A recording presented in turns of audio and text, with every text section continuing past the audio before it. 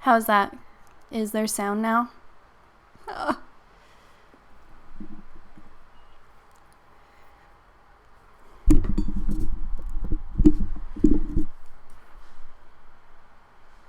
Wait, people are saying, okay, whew, looks like I have a dead USB port. That's great. And our last 5 Fact Friday show started with no sound. I even put my little microphone on a tripod this time, hoping that would capture all the sound. Okay. Hey everybody, this is the second installment of the 5 Fact Friday show.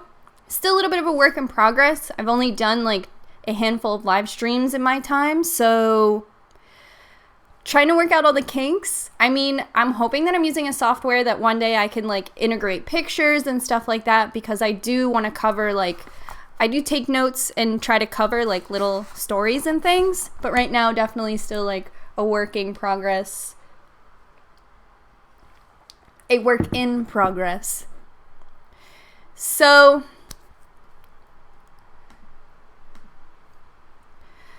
thank you everybody for your patience.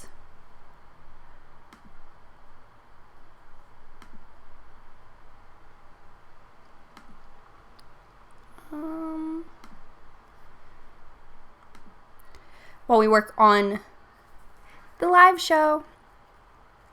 So this week, I'm just going to wait a little bit longer before we get into everything, but I do have like a fan on in the other room, so hoping there's no like interference with that. Last week it got really hot in here, and I'm starting a little bit late just because now I have 2 beverages. Last week we ran out of liquid, and I don't know. I was really excited about the show. This week, I will be doing a giveaway, and this week as well, if you put anything in the super chat, the super chat gets featured for the following week. So if you were somebody who saw our live show last week, your super chat is featured in the description this week. So if you want to post a super chat, you can post whatever you want. If you post something in the super chat and do not want it featured, I actually had someone message me. That's an option for you as well. But yes, you can always comment in the super chat, and then I will actually have another giveaway this week. If you were entered in last week's giveaway, I'm picking a winner at the end of this live stream, and then I'm going right to my P.O. box. I have a ton of stuff I have to do today. I have a ton of stuff. I've been busy all week, and it's kind of interesting because I feel like 4 or 5 months ago, when I was like really heavily addicted to social media and really on my phone, I told myself I was busy, but now that I'm actually busy and getting a ton of things done, it's a very different like exhaustion at the end of the day. And like the dishes are starting to pile up, and I'm kind of just like, but I have no time. It's not that I'm sitting on the toilet on my phone. It's just that I don't have any time. Just checking out the sidebar. So super chat is actually a chat feature where it might just be on desktop. I believe it's on mobile. If anyone can help me in the comments. Super chat is a feature that you can click on additionally. So I'm not sure if every browser has it. I'm not sure if mobile has it, because there are always questions in the sidebar about the super chat feature. But now it's pretty cool that if you watch a live stream that has been archived, the chat plays as well.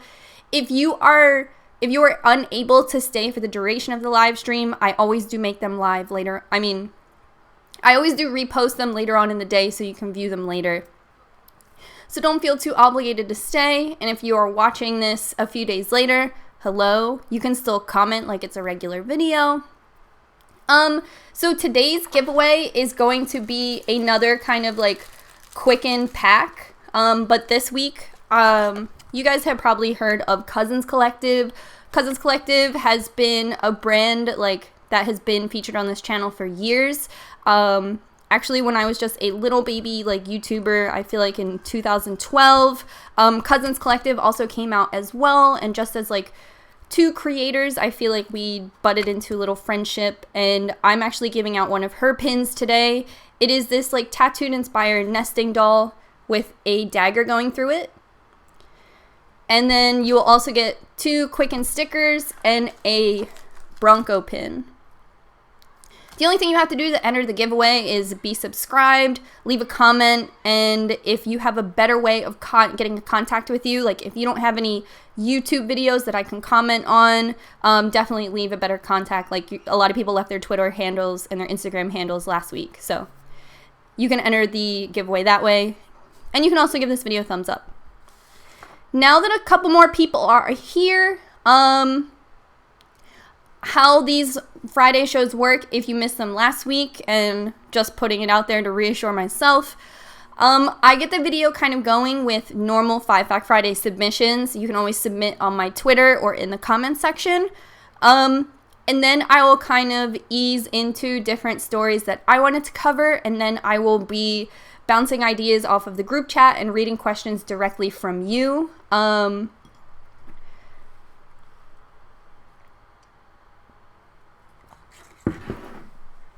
And just peeping in the group chat. So I'm just going to start this video off with just like some general conversation while people get here. And today I wanted to talk about White Castle. So last Saturday, John and I went to White Castle. And if you've ever seen the movie Harold and Kumar Go to White Castle, we actually went to that White Castle. But it wasn't like a huge deal that was the White Castle. Maybe the people who work there are tired of it. I'm not sure. So the White Castle is in Princeton, New Jersey. It took us like an hour from Philadelphia to drive there. So not too far in the grand scheme of things. Like I'll drive an hour to go anywhere. So we were driving and we were like, where are we going to go? Where are we going to go? This is something that we do every day, really. Our new thing is like getting out of the city to get something to eat, because we've kind of like killed all the restaurants we go to. So, and like our latest battle is like John likes pho and I don't know. I just don't love it. I don't want it all the time. Damn it, John. I don't want it all the time. So we're like, where are we going to go? Where are we going to go? So we get on the road and we're driving like to New Jersey, and John's like, do you want to go to White Castle? Don't they have like veggie burgers? Isn't that something you were talking about? And I was like, yeah. So if you don't know what White Castle is, because there's like 10 of them all ever, I didn't really know about White Castle until the movie came out, Harold and Kumar Go to White Castle. So White Castle is a fast food restaurant, but they offer these very little burgers called sliders.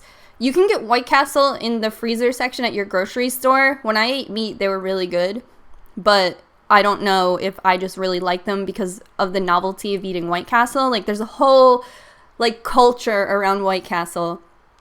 So it's these tiny little burgers, and they come in a little cardboard slider box. And in the movie Harold and Kumar Go to White Castle, in the movie this whole time they just have a craving for White Castle, and they spend the duration of the movie like on this crazy adventure. And then when they get there, they order 50 of these burgers. And when I was a kid, I was like, 50? But even on their menu, like a number 9 is like 10 burgers with a fries and a drink. So the burgers are pretty small. And I guess people normally order 10 of them, because you can get a number 9 and get 10 of them.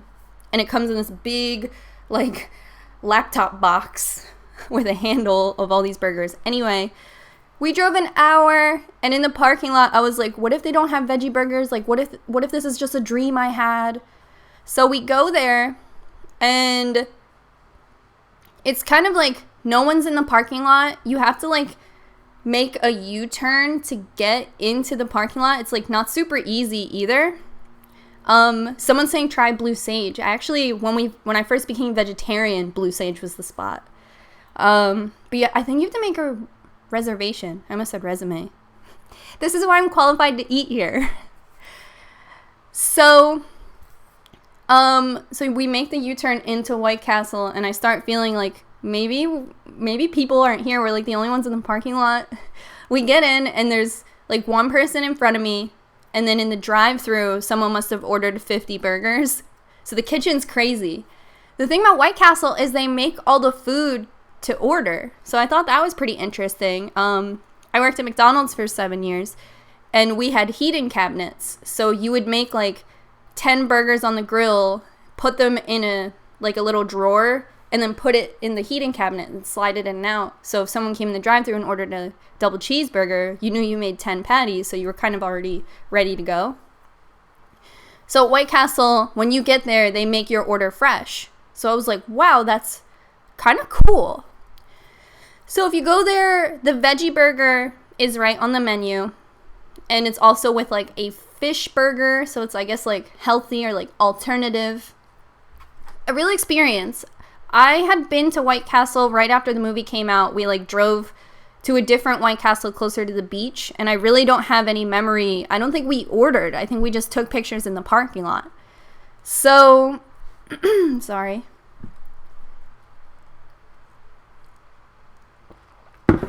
So when you go to White Castle, here's a picture of it.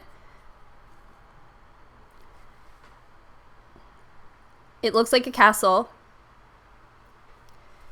Let me turn up my brightness. That would be cool. It is up. Okay. So it looks like a castle. And then you order these little like slider things. It comes in a little box like that.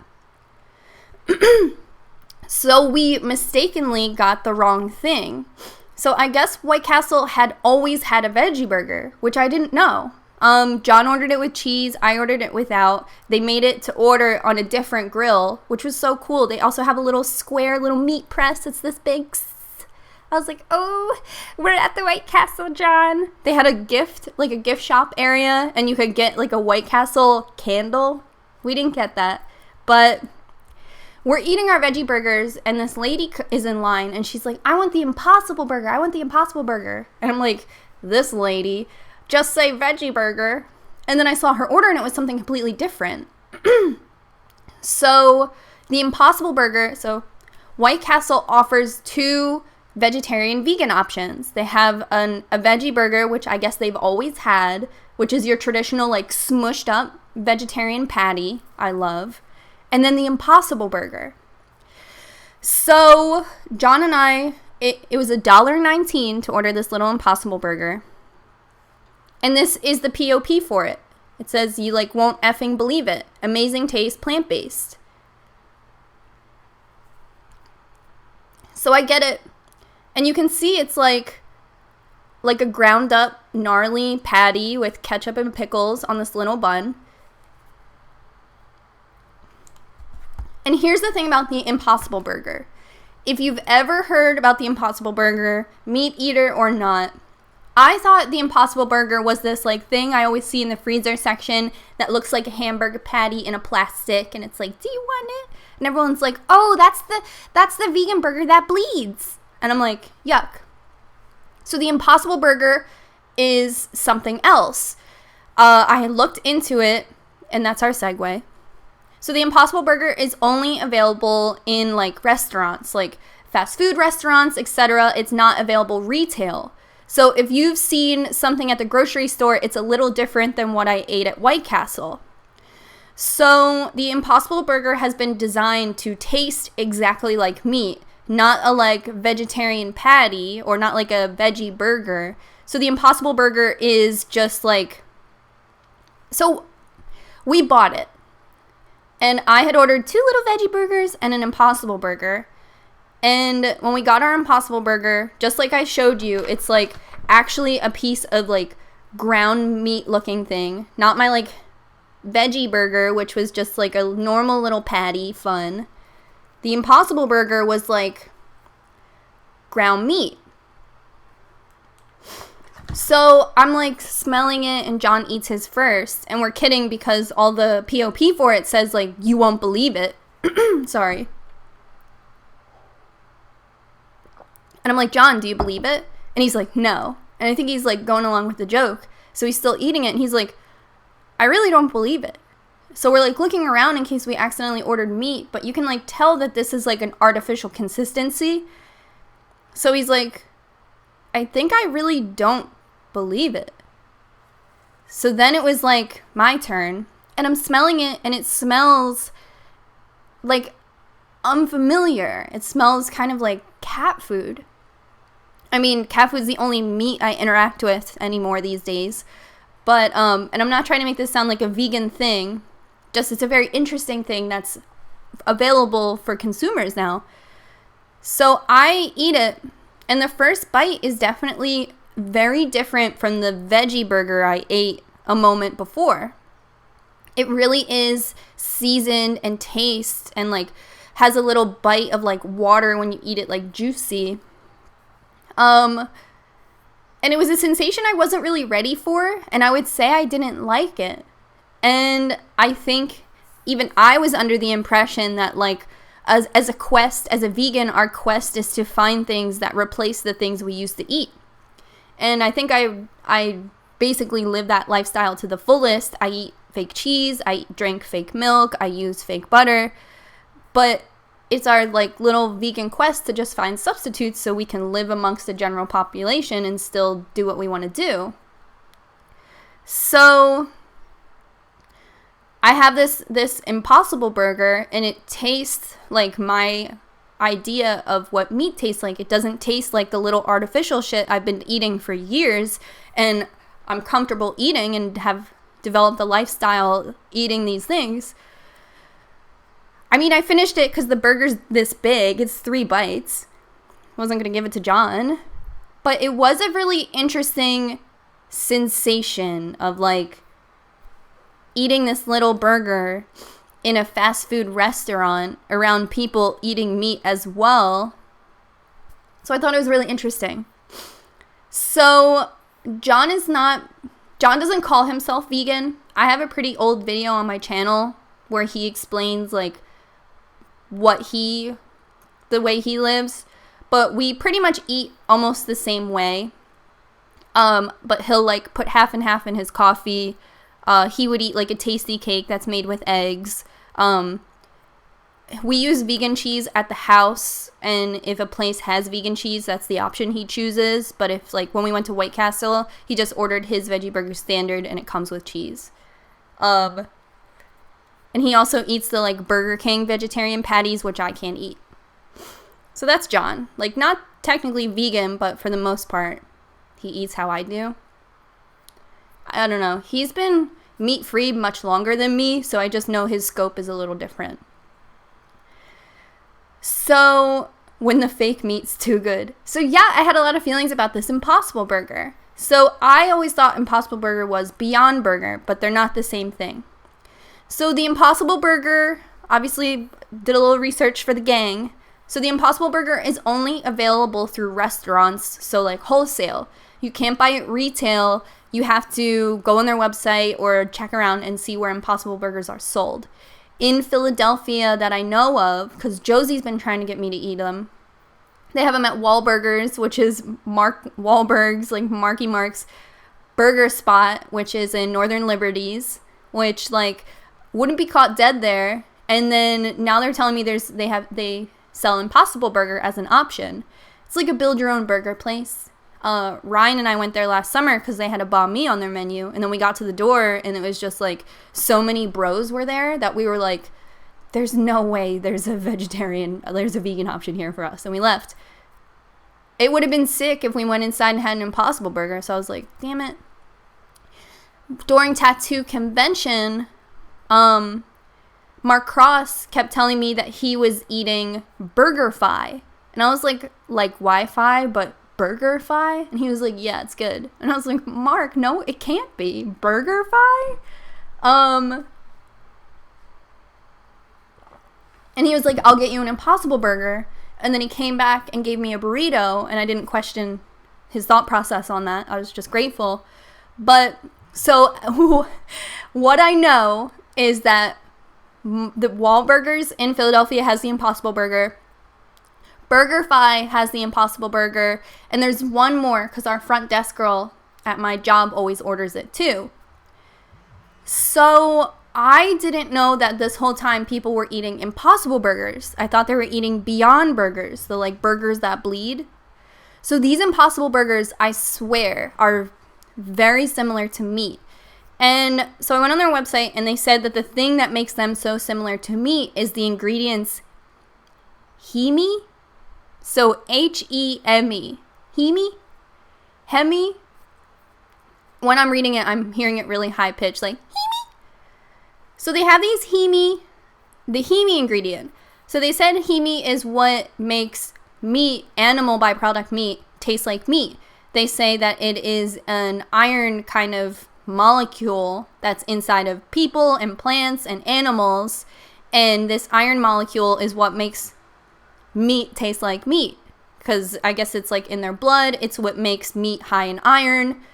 So they took this, they genetically modified Hemi and put it in the Impossible Burger. And they say that's why it tastes like meat.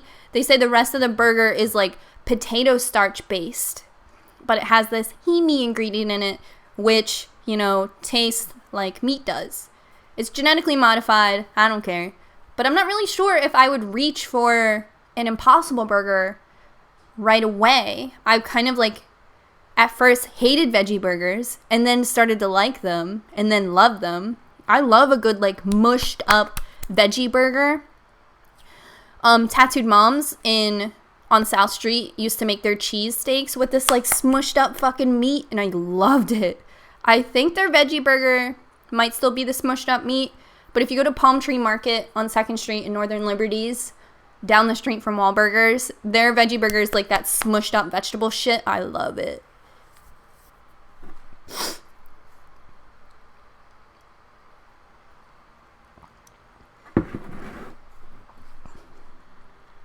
So it's spelled Heme, so I'm not sure the pronunciation and if I'm saying it wrong, but something interesting for you, like if you go on the Impossible Burgers website, like their marketing, I feel like isn't for a vegan person. I think it's just like for sustainability, which is always chill. People are into sustainability, so I don't even think it's necessarily marketed towards vegans. And even the woman at White Castle, if I had to guess she was vegan, I would say no. I think she just like wanted to try that new shit and I guess liked it. So that is my segue from the Impossible Burger. So if you just joined us for the live stream, make sure you're subscribed to enter the giveaway. And if you want to add anything in the super chat, all super chat messages will be continued in the description for the following live stream. I'm trying to make them every week. So you can see in the description currently that there's comments in there from the previous week's live stream. So you can get your comments featured if you want to do a super chat. You can say what's up. You can say it's my birthday. Like you can say whatever you want.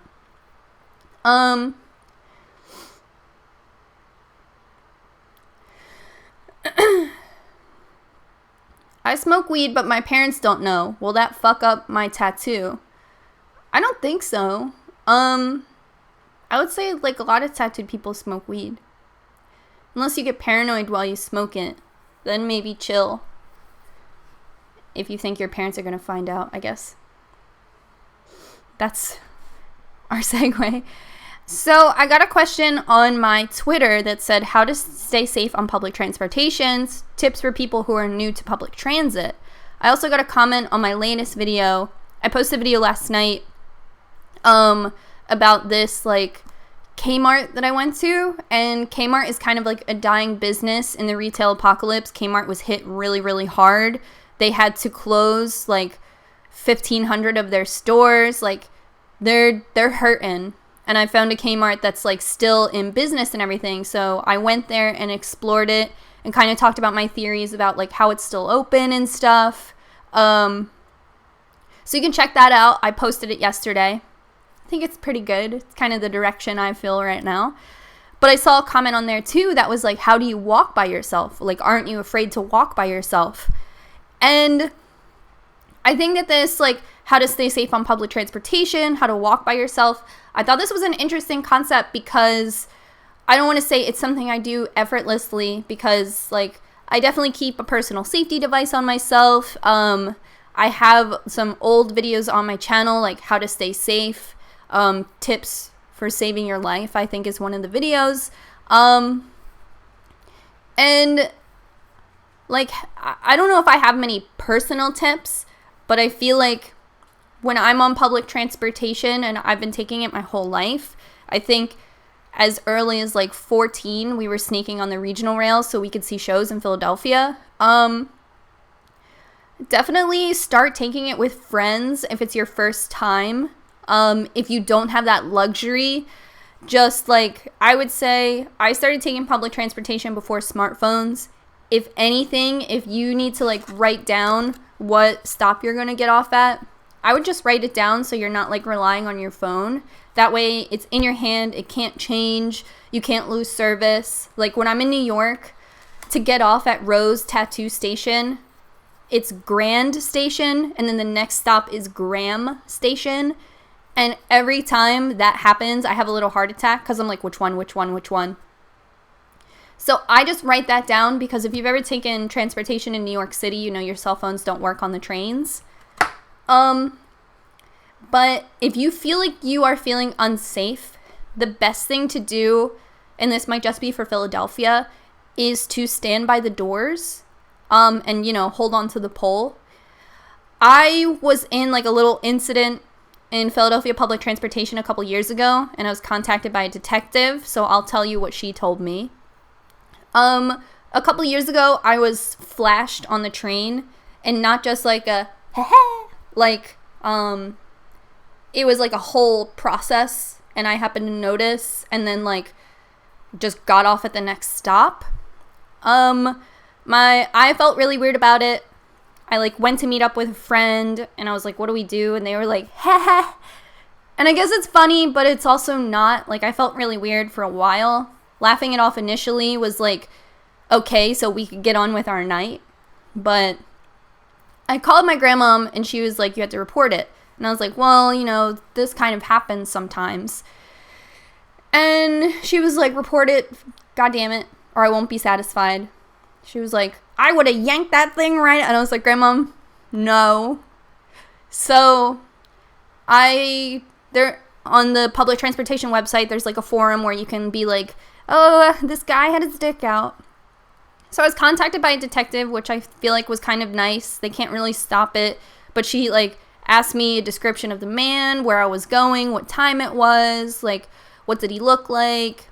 And she told me a couple tips. She said if you're waiting on the platform to get on the train, she said if you just like walk down the steps every day and wait on the same part of the platform, like try to stand in different areas all the time. That way you're not always in the same space every day. So if someone else is taking the train every day with you, like it doesn't necessarily have to be a creep. It could be somebody who's commuting with you and then one day is like, I'm going to do it today. I'm going to show her my dick. So standing on a different part of the platform every day kind of makes your face, I guess, blend in with everybody else's. It makes you a little less recognizable. This is a theory put forth by the detective. And then when you get on the train, the detective told me that the doors, so like the sliding doors, if you wait by the doors, there's a camera. So if something happens to you, it will be on the camera. This is what she told me. So, you know, if you feel like you're nervous or anything, I would get off at the next stop or switch cars. But if you just feel uncomfortable generally, I would wait by the camera and you can wait there. And that way, at least you're like under supervision, kind of. You can always ride in the first car. When I used to commute to my previous salon, I would always ride in the first car. You know, I was commuting every morning. I just, like, even though I was on the same spot in the platform every morning, the first car is also the car the conductor is in, and his window is open when you get into the car, so he sees you. And every morning, you know, you say hi to him, but I would also just feel more comfortable in the first car. Not as many people are in the first car because you have to wait at the top of the platform. It's not super convenient, but that's just where I would ride every day. So that goes against the previous thing I said, but at least you know that the conductor's in the car with you. If you feel especially nervous, I just wouldn't ride on non-peak hours. If you can afford the luxury of Lyft, you can take Lyft if you're out very late, or you can go with friends. And I would say this sounds cliche, but this was something I kind of wanted to segue into, is I would use your intuition. This is something I feel like we might be guilted out of using because you don't want to stereotype anybody. And in like, even currently, like, we're all woke and we're all like aware and we try to express as much empathy as possible. That's something I say on this channel a lot. Like, have some empathy for the people around you. Put yourself in their situation. Try to like relate to them as much as possible. However, and this isn't something I say a lot because I feel like it contradicts what I previously said. Just be aware of what's going on. You know, if you hear some people like mumbling, if you feel like uncomfortable, if you see someone who makes you feel uncomfortable, like, don't try to be the bigger person if like you just like don't feel safe. And I'll give an example for what I mean. Maybe like 2 years ago, John and I were going to a party and we were going to walk there because it wasn't a far walk. We were like, yeah, let's walk there. But we had to go through like kind of a bad neighborhood. So I was on my phone, you know, probably on Instagram story or just like texting or whatever. And John's like, please put your phone away. You know where we are. And I was like, that's rude, John. You just assume someone's going to steal my phone. And he was like, yeah, don't be stupid. Put your phone away. Like, we're not in a good neighborhood. Don't make yourself a target. And it's true. So on one hand, you could be like, oh, it's not fair to assume because we're in a bad neighborhood, my phone might be stolen. However, don't make yourself a target for having your phone stolen if you feel like you're in a bad neighborhood. Yes, your phone could be stolen anywhere, but it made John feel more comfortable if I would put my phone away. And I've done that with my brother as well. Like, if my brother's coming down to the city, I think like his phone was broken, so he was listening to music off his iPad, so he just had this whole fucking iPad and like Beats by Dre headphones. And I was like, okay, like, we're gonna walk through Temple campus. You hear about people having their stuff stolen here before. Do you want to keep your iPad in my purse? So I don't want to like at the same time like stereotype like, oh, bad neighborhoods, your phone might be stolen. But at the same time, just like be aware. And like I said, like, I thought that I was trying to be progressive by being like, I can have my phone out wherever I want. It's like so stereotypical that someone would steal it. But at the same time, like, put it away. Put it away if you don't feel safe. If you don't feel safe in the train car, get off. Or sometimes, like, I'll just sit next to somebody. Like, I'll sit next to like another woman. I'll sit next to somebody who looks like, I don't know, they might be in the industry, like like a restaurant person or a hairstylist or bartender or something. I'll like give somebody like the up and down. That's what I do. If that's not appropriate, like, I get it, but we have to use our intuition. You have to use your intuition on public transportation. You have to use it walking around. I never walk around with headphones on unless I'm downtown shopping at like noon to 3. Like, I never really walk around with my headphones. Maybe in my old neighborhood, if I was like gonna run and get coffee, I would listen to it, but it was kind of just like, I'm gonna be outside for 10 minutes. I know where I'm going. Safe neighborhood, relatively. I'm not a big headphones outside person. If I'm doing any sort of sports, so like I'm not a headphones jogging person. It might be why I don't love jogging, because it's boring, but I would keep my headphones on at the gym, but not out. I never have my headphones on my bike. That's just what I just think that no one should. I don't wear my headphones in the car. I don't think anyone should, but like if I'm driving. So that's just like some things that I do. Like, you don't want to be so anti-stereotype and everything's cool that like you get yourself in situations. I think that that's just a little naive, even though your heart's in the right place. So I just I just wanted to say, like, yeah, if you have a bad feeling, if you feel in your gut that something's weird, if you see some people that are acting in a certain way that makes you uncomfortable, if you see something shady going on, like, just be like, do I want to witness this? Do I want to be a part of this when it goes down? Like, I don't know. I don't often get bad feelings, but when I do, I'm just like, peace. I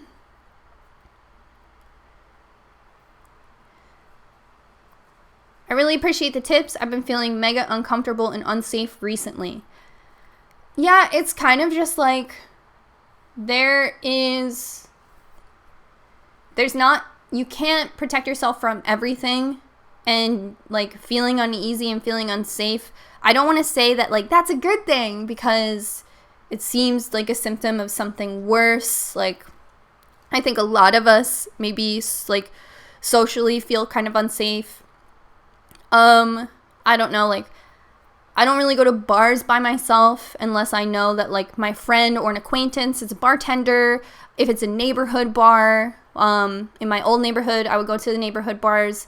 But I heard about someone being roofied just 2 weeks ago. So it's kind of just like, you can feel unsafe, but you go out into the world and maybe the unexpected is a part of what life is about, but at the same time, definitely be smart and be safe. But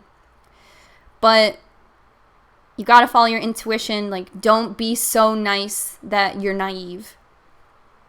And yeah, like I said, like, if you feel like something bad is happening, you don't even want to be a witness to it. Like, you don't even want to accidentally see something that might fuck you up, or see something that puts you in a position where you feel like a moral obligation as well. So just like bounce.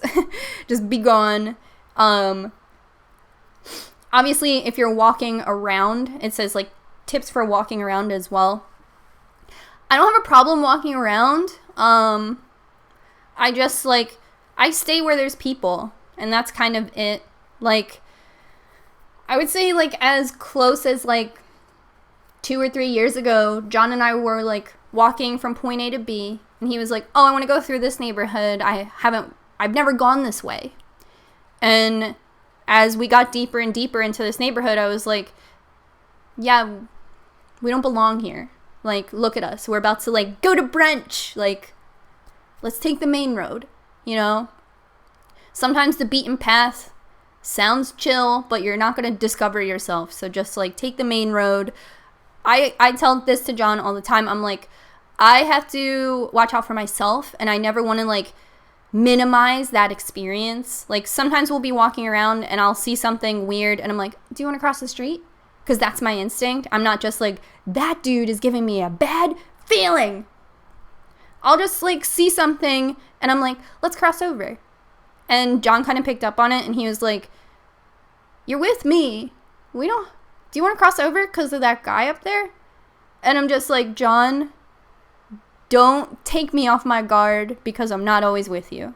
So if I feel better crossing the street, if I feel better like turning the corner, like that's just how it has to be.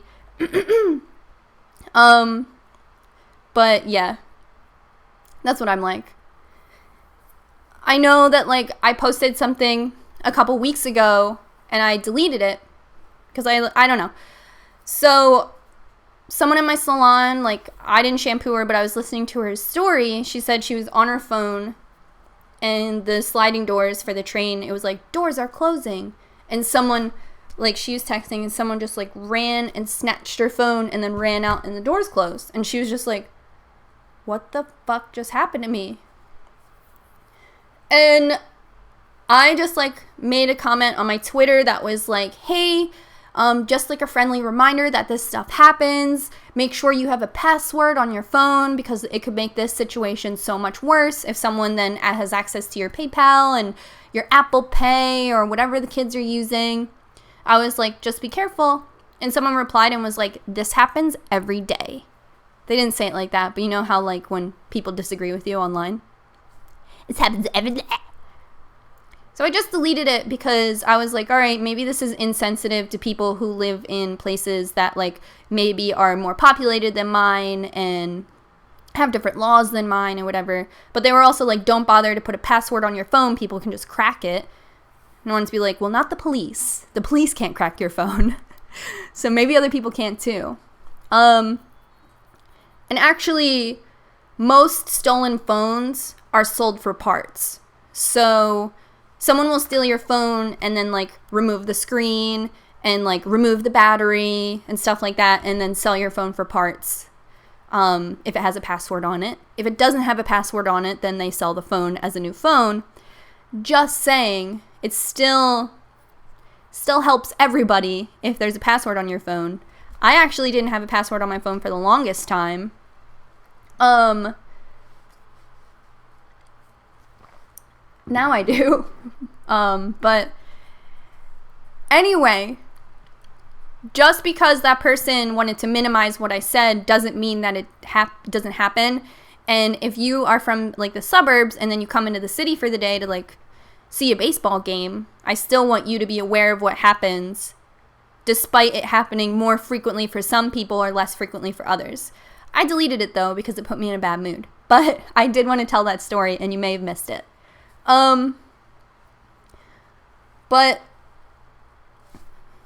that's what I wanted to say. So my next thing, well, I'm going to read the chat a little bit and see what you guys have to say.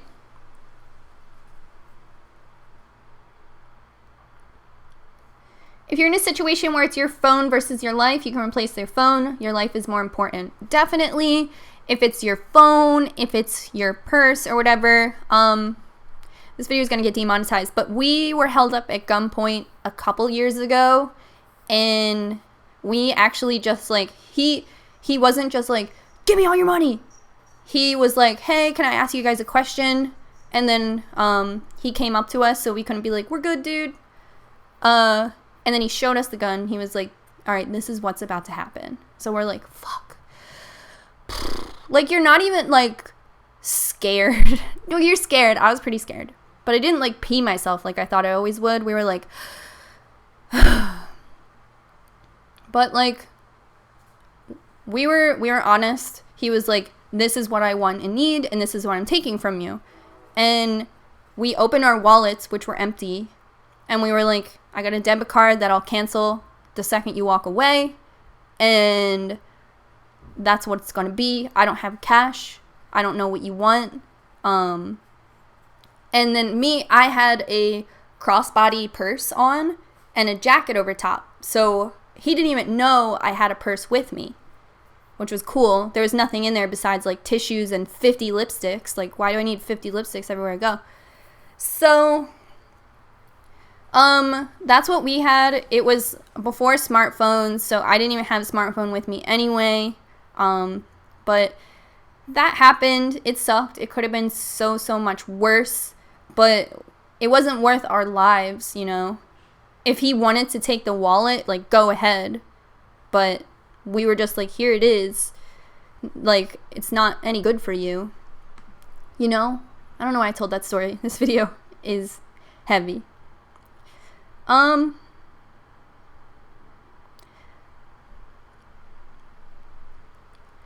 Colleen Quinn says, happy Friday, girl. Happy Friday. I'm so stoked. This happened to me in San Francisco. I was crossing a well-populated street and someone on a moped drove by and grabbed my phone out of my hand and drove off. See, it's so crazy. And it's so crazy, like, it's so crazy that our phones are worth, like, if you have an iPhone 10, it's worth $1,000.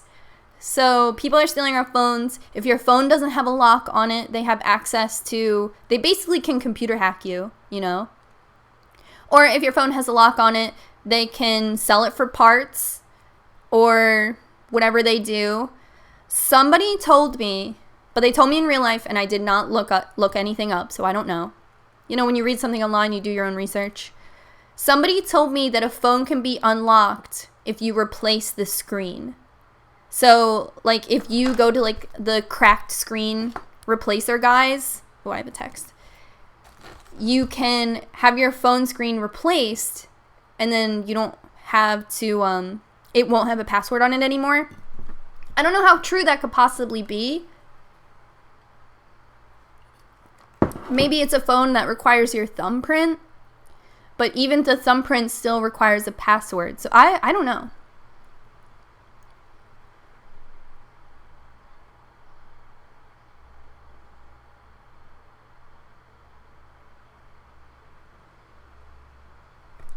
If you don't mind, could I ask you a question? Do you exercise or work out or something? Just popped into my head. So I did mention that, like, I don't ever wear headphones jogging. That was kind of a problem for joggers, I guess, everywhere on Earth. I don't exercise very, very often, but I do ride my bike every day. But lately, like, I don't ride my bike like my life depends on it. I leave, like, I give myself enough time to get to work very leisurely. Like, I don't stand up and pedal. I'm usually wearing a skirt. I just kind of coast. I stop at the red lights. I don't pedal very, very fast. So I don't think that I'm exerting more energy than, like, someone walking. So recently I've been trying to pedal more because when I ride with John, I can't keep up. And we get into this, not argument, but every time we ride together, he was like, I ride faster than you can ride. So I'm always ahead of you. And I always say, so don't do that. And he's like, my legs are longer. And I'm like, well, stop it. So lately I've been trying to actually, like, hustle to ride. Granted, yesterday I was late for work, so I had to hustle. And I actually got to work on time, which I thought I wouldn't because it usually takes me much longer to ride. So I'm sure if I tried harder, my, like, commute would be beneficial to me, but not really. I jog sometimes. Like, I ran to meet John the other day, but I don't know. I'm just, like, so nervous that someone I know is going to see me and they're going to think I'm stupid. But I don't care, but I don't know how to, like, tell my brain both of those things. I also have, like, a exercise device. It's about this big. I posted on my Instagram story when I bought it. It's like a stepper, but not like the large stepper from a gym. It's just like 2 pedals, and you can, like, and I'll do my little steps, like, in the morning and catch up on, like, my videos, my YouTube videos. But I don't think it does anything. Like, when I get off of it, I'm never like, whoo! I'm just like, okay. And then just whatever I'm doing. So I don't, like, work out. But I do, like, I am active. But I'm not, like, I couldn't earn one of those, like, lunges and lipsticks shirts.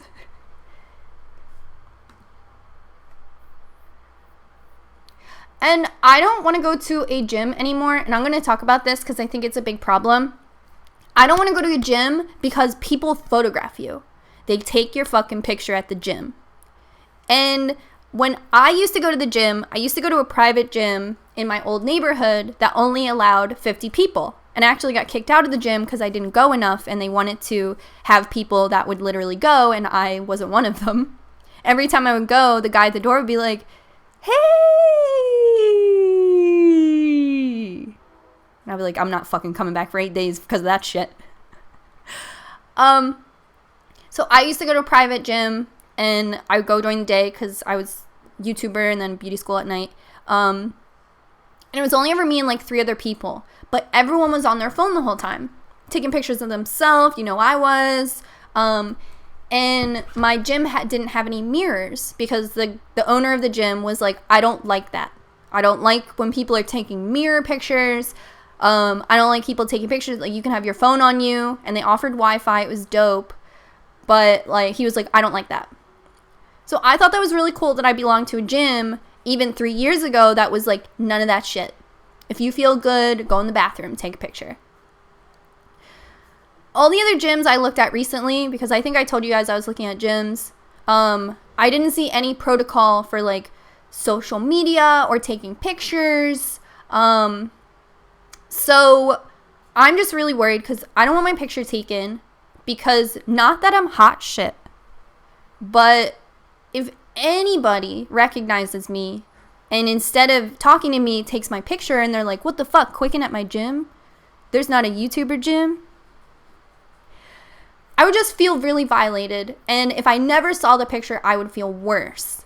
Also, I think a lot of people take pictures of strangers now. With Instagram story, you can take a picture of a stranger and just let it go. And I only have awareness of this because I shared this with you guys. There was this dude at the flower show who was in front of a green screen, and he had like dragged a chair and sat in front of it and was like, whoo, long day.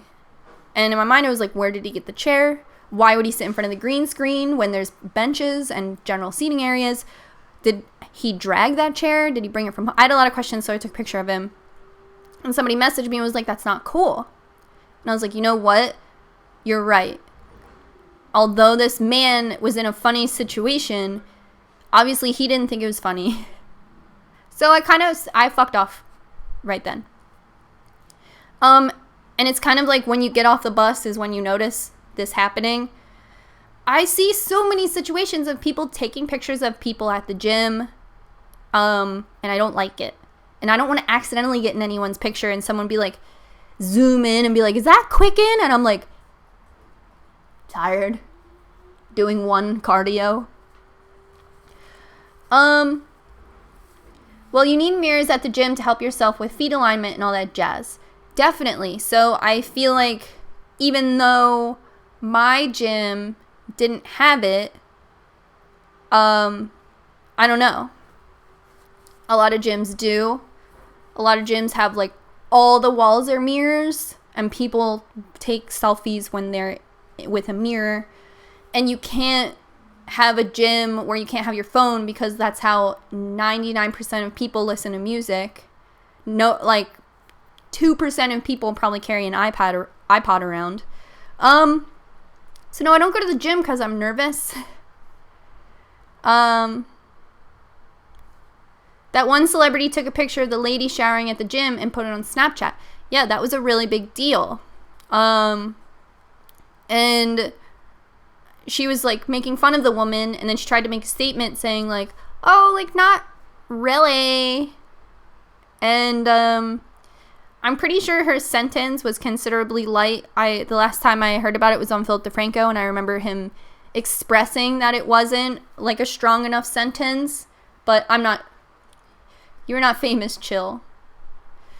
I mean, I went to Kmart the other day and 3 different people were like, are you Qcknd? It's not like people are stopping me on the street. But I also do feel entitled to a sense of privacy in an intimate setting, such as the gym. So walk a mile in my shoes. But I don't know. I know that there are like women-only gyms, like Curves and stuff like that, but in my research looking for a gym in Philadelphia, I didn't find anything like that. Ladies' night at the gym. Who knows? Let's see what I have on here. So I'm just going to check the group chat.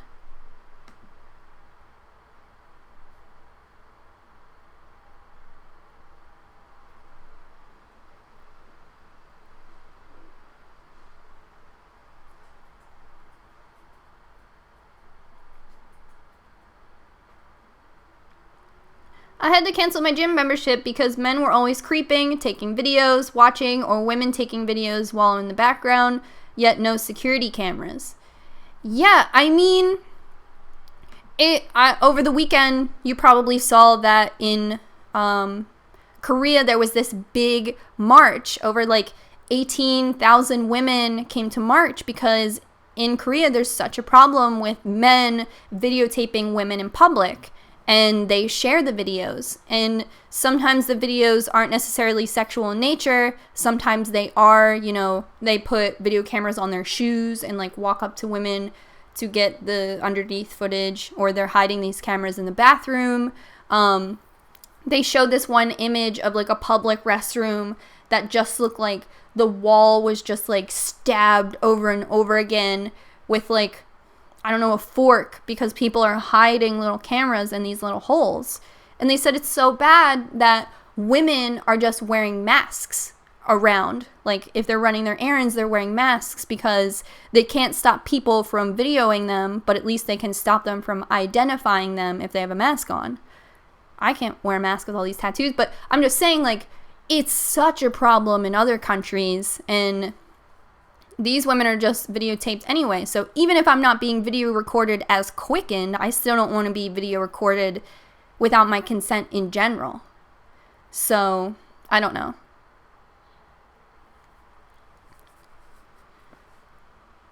Are you bothered by being recognized? Definitely not. I know how that just came off. Everybody who approached me the other day was really nice.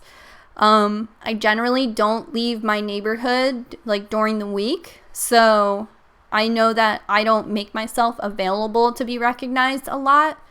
Not that I've changed my lifestyle. I've kind of always been like that. Even when I lived in West Philly, I would joke that I don't cross the river. So I don't mind at all. Everybody who talked to me on Tuesday was really, really nice. I ended up getting a cup of coffee with the one girl because we were, you know, heading the same way.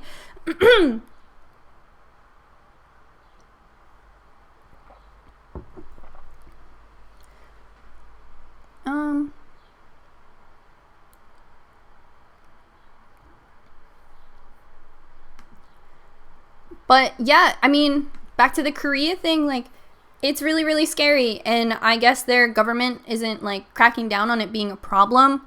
So, they were showing, like, different examples of how men wear hidden cameras on themselves, like, in the train and stuff.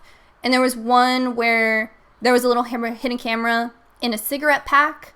There was a little hidden camera in the guy's t-shirt, and you just saw it as, like, a little reflective thing when he walked around. And there was a hidden camera in his briefcase, which was, like, you know, arm's length away. So I guess that would record, like, women's legs. So, I don't know. It's just, like, when I was reading it, you're like, oh my God, that's crazy. But then as a woman, you're also just, like, put on at ease because you're like, this is happening. This could be happening to me. And I feel so helpless that this is happening to other women. So I was really proud, you know, excited as a woman that they all got together and had this big march. They said it's the biggest demonstration, the biggest protest ever. So you're like, this is the biggest protest in Korea ever for hidden camera stuff. And you're like, that's cool.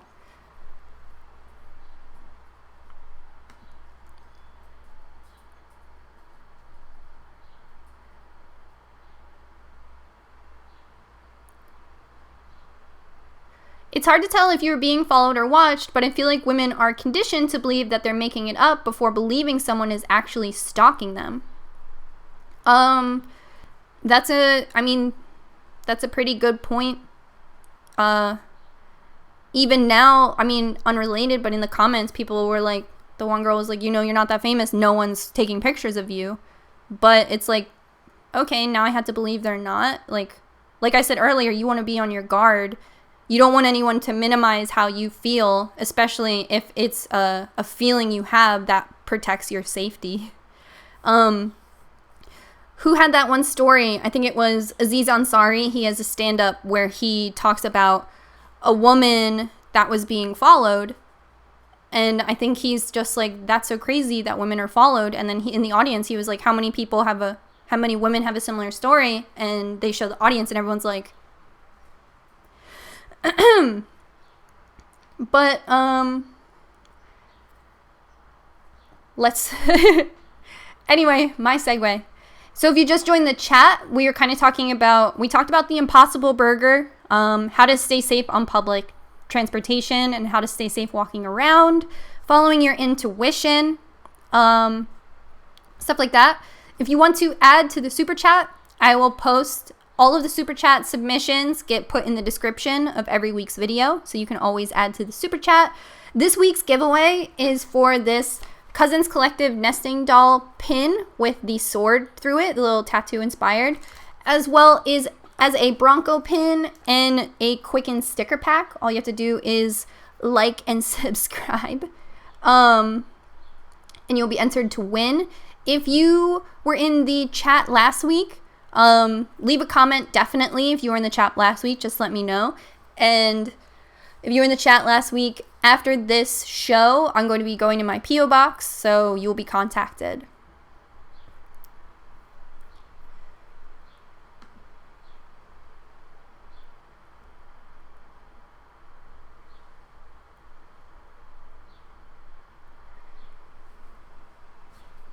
Just reading the chat here.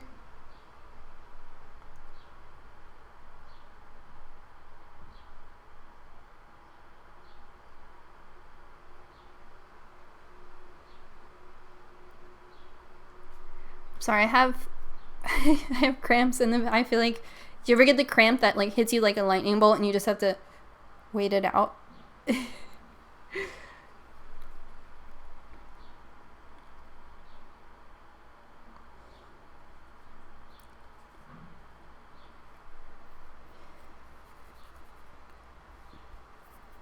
So my next topic is John and I are actually going to New York. It's our first time going to New York together. I'm someone who goes to New York a couple times a year. I actually, have I gone yet this year? I don't think I've been to New York yet this year. The last time I went to New York, I think, was actually my Qcknd magazine interview. And although that feels like it just happened, because going to New York in my house is such a process, that was actually in November. So we're going to be going to New York this weekend, not for, is it this weekend? It's coming up. So we're going to be going to New York together, which is so cool. Mark Cross and some people got together to create this gallery space called Mud Guts. If you are familiar with any Bay Area local art or street art, if you are familiar with street art in general, you may know the artist Orphan. It's spelled O-R-F-N. I have a flash sheet that was a cross sheet, a split sheet between Mark and Orphan. So Orphan, Mark, they used to have a gallery space called Mud Guts. I think it closed, and then Orphan passed away. So now Mark has reopened Mud Guts. The gallery space, like all the typage was done by Stephen Powers. He has done a couple of murals I have photographed around my house. He has all the murals in West Philly. If you ever take the elevated train line going westbound, you can see all of these type murals. They're really beautiful. The one that says like open your eyes, I can see the sunrise. I have the one downstairs that says if I miss you this much, I must love you. Just like, they're called like a love letter to you.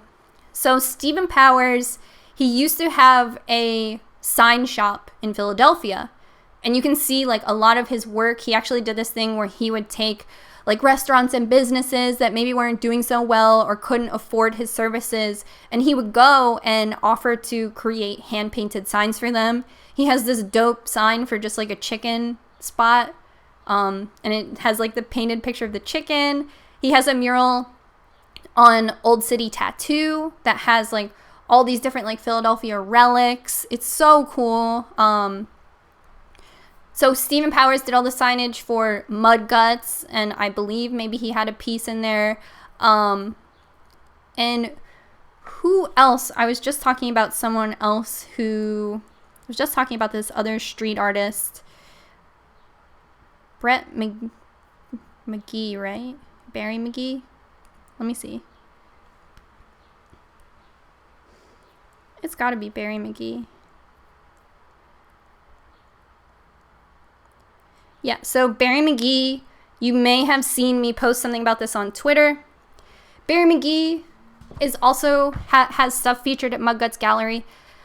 Anyway, I really want to go to Mud Guts Gallery. You can follow them on Instagram. Mark's doing great things at the gallery space, and John has just heard me talking about Mud Guts this whole time. John has friends that were friends with Orphan as well, so John was just like, what are Mud Guts hours? And I was like, blah, blah, blah. And he was like, let's just go. Let's go. And John, not to like put him on blast, but John has like social anxiety around a lot of people. Like, if we go to the mall, it's like not for a long time. If we go to Target, it's like can't be here too long. So for him wanting to go to New York, I was like, but there's people there. So I think it's gonna be really cool. He feels more comfortable driving there, which like me, I'm like mega bus. I would get on the back of a fruit truck. Like, let's just get to New York cheap as possible. He wants to drive, so he wants to feel comfortable in his own vehicle. In that way, like, if you have anxiety, I think if one of the things people with anxiety, they want an exit plan. I've never felt stuck in New York because I've always brought myself there and then brought myself home. But John, he probably feels like he's going to get stuck in New York if he doesn't have his vehicle. I feel like I would get stuck in New York if I had a vehicle. Like that episode of The Simpsons where they get the boot. They go to New York and they get a boot on their car. I saw that at a very, very early age. So I'm like, New York. John said he's driven to New York a handful of times before though. So he's got it. I've never driven to New York in like a passenger vehicle. So this will be an experience for me. I wanted to take John to that David Bowie exhibit for his birthday. I brought that up to him. I also brought up 100 things. So I'm hoping like we can get some cool New York stuff done. Hey, I'm a sign painter. Say what's up. I actually need my address painted. So if you've an Etsy, drop it.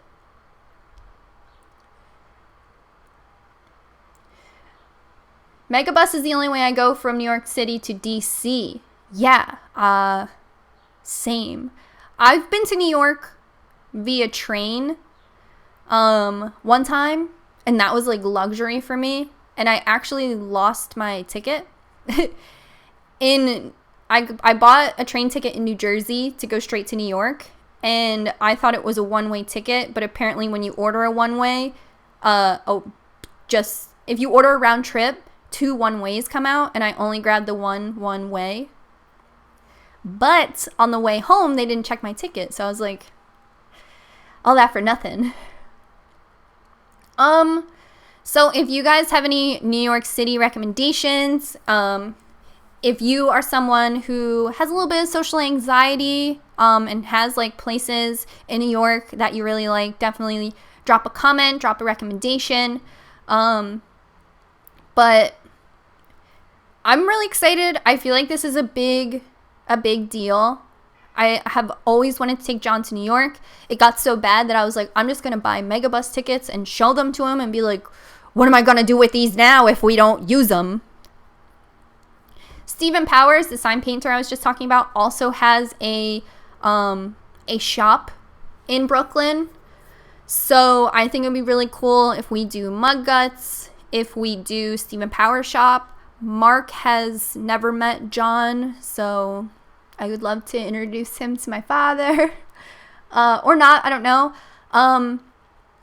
I want to get the rest of my back tattoo finished this year. But I really need a consultation before we move forward. So I think it would be cool to like kill 2 birds with 1 stone. Maybe go to Rose Tattoo and Mark can just take a sketch of my back real quick. That way I don't have to go to New York in the future just for a consultation. Because like when I go to New York, I like to go for like a reason and then do little things around it. But I don't know if I like go to New York for just a consultation.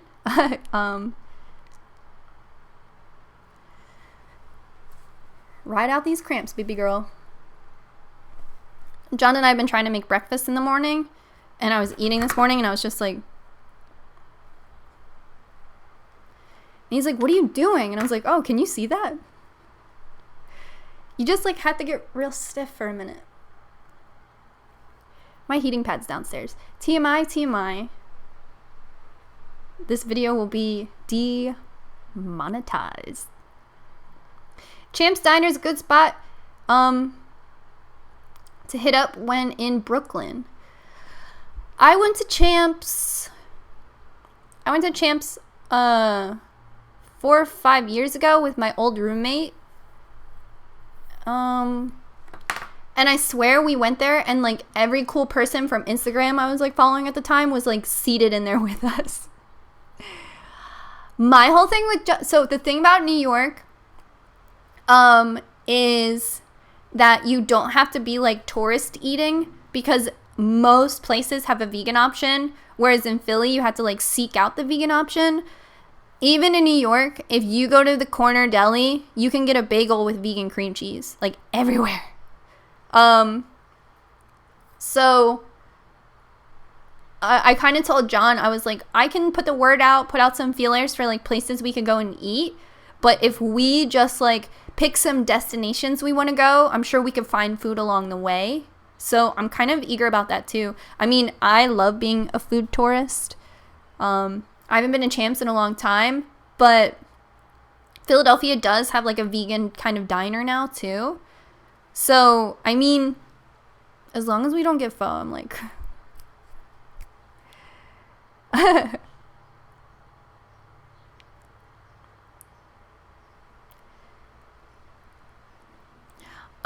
Why get demonetized? It's a normal thing. I got demonetized for going to Kmart, so who even knows? And it's so sad because after your video gets demonetized, then strangers can't find it. So I just thought that like it was content. I'm talking about the video I made yesterday. I just thought it was content that was like cool for us, like Qcknd people. And then like if anyone else might find it because they're like feeling nostalgic or like doing research on retail apocalypse, which is like something I've been really interested in recently. So it's like something I want to like share my research with and like excitement with you guys. I just feel like since that video got demonetized, no one else gets to see it besides you guys who are subscribed. And like that's cool. I just like sometimes you want to like YouTube forces us into a bubble where only our subscribers can see our content and no one else can find it. So once it gets demonetized, it won't be recommended to anybody who isn't already subscribed. So it's just sad. It's just like really sad. And I hear people who are like, YouTube is suffocating us. And I'm like, oh man, it's not that bad. And then this happens and I'm like, YouTube is suffocating me. Then I move on. It just like, you don't want to be about numbers, but numbers are the only thing that YouTube really gives us. They don't tell us how the algorithm works. So I'm like, oh man, on this day last year, I had twice as many views. What's happening? You know? But we all talk about the YouTube problems and our audience doesn't give a fuck because they don't make YouTube videos. So like they can agree with us that it's frustrating, but there's nothing that any of us can really do. I actually have a meeting with a YouTube rep not two weeks from now. So I hope that goes well. I used to have one last year and he quit. And it was a long time until I was assigned a new one. They mostly just like call you like once a month and ask you if you have any questions. And last year, my like YouTube person taught me how to use live stream. You guys might remember if you're OG, my first couple of live streams, I was like, I don't know what I'm doing, but my YouTube rep said to talk about the super chat, which is cool. So, I have a meeting with her in a couple weeks. She's going to like introduce herself and I'm going to talk about how I feel, and maybe just like not having a contact with YouTube for so many months is why my channel is kind of like taking a dump. It's back to that thing where like every time I post, I lose like 50 subs and I'm just like, Shane Dawson, hello. I live in Philly. Could be fun. There's a Toys R Us here. Anyway, Super Smash Bros. Is being released for the Nintendo Switch console. If you saw any of the E3 videos, Super Smash, we've all been like, what are the new characters that are going to be released? And it's every character. There's a really good meme There's a really good video. It's like not a Vine, but maybe it is. And you ever have someone describe like a Vine or a meme to you and you never look it up because their description is funny? Like, we were in IKEA once and John was like, you ever see that meme of my girl, but it's my grill? And they Photoshop grills on all the characters. When I looked it up, I was like, that's not funny. But when I was on IKEA and he just whispered that shit. So the Vine is, someone is like, oh, what are the new Smash Brothers releases? And it's like, Zelda. And they're like, yeah, cool. And they're like, baby Zelda. And they're like, what the fuck? So Super Smash is releasing all of the characters. I usually play with Mr. Game & Watch and the Ice Climbers, so I'm super stoked that they will also be in the Nintendo Switch version, which means I'm leaning more and more towards buying a Nintendo Switch. I was going to get one over the holidays, and we decided not to, so now I kind of don't have a choice. But the Ice Climbers and Mr. Game & Watch have always been available characters, so there's never been a Smash Brothers that I couldn't play on my character. I thought Sonic would be one of my favorite characters for Brawl, and then he just, like, wasn't. So, sorry, I should have read the chat a little bit before continuing on to the next subject.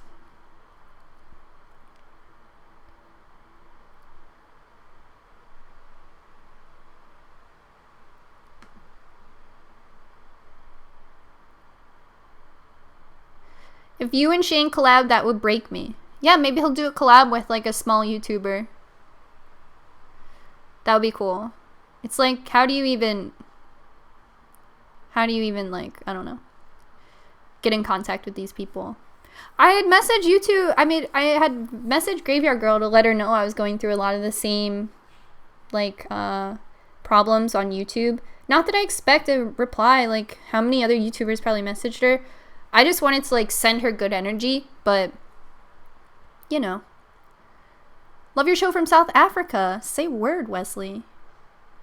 Hair Jordan had the same YouTube problem, and somehow he fixed it. Check out his channel.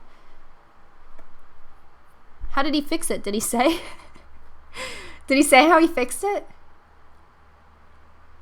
Wish Cooking Mama was brought to Smash. Yo! Was that someone's theory? That would have been so good. Fuck.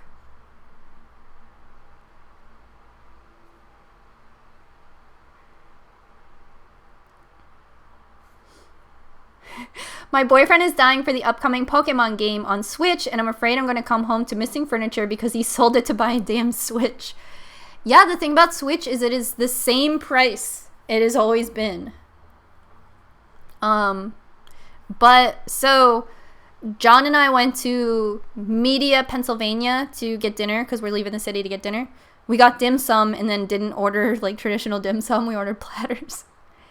But there was, like, a retro buyback video game kind of place. And John was this close to buying a PS2, a PlayStation 2, so he could play, like, Resident Evil. And I was like, you don't play video games. And he was like, I play one video game. Well, there's, like, a couple video games from his youth. And then he, like, got out of video game culture, so he just only likes these. And I was like, if we're buying a damn console, we're getting a Switch. No, I would play, if he got a PS2, I would search for Crash Bandicoot Warped. I would search for it, and I would beat it. I would beat the final level.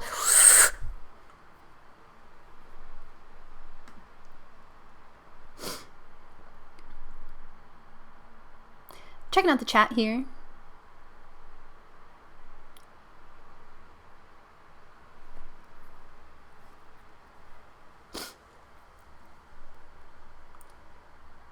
Super smash that like and subscribe. Me.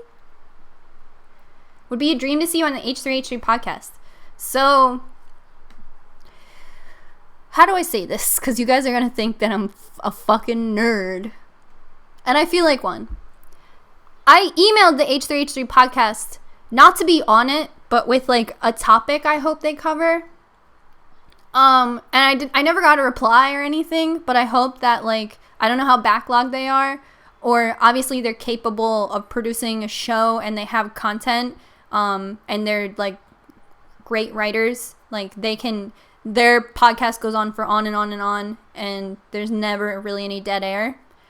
So why would they need one of my concepts? But I was just like, hey, here's a good little topic for your podcast. And they can greatly ignore that, but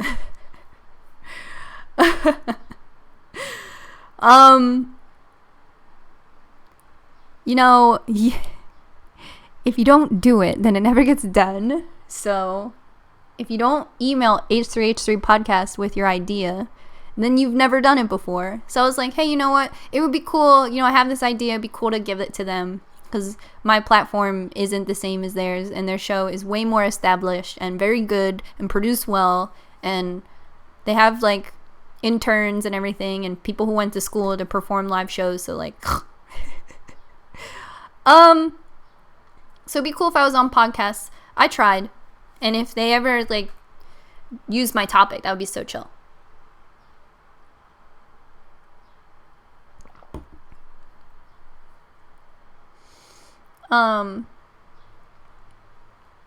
Yes, I'm here live. Hello, Beth. We were all waiting for you.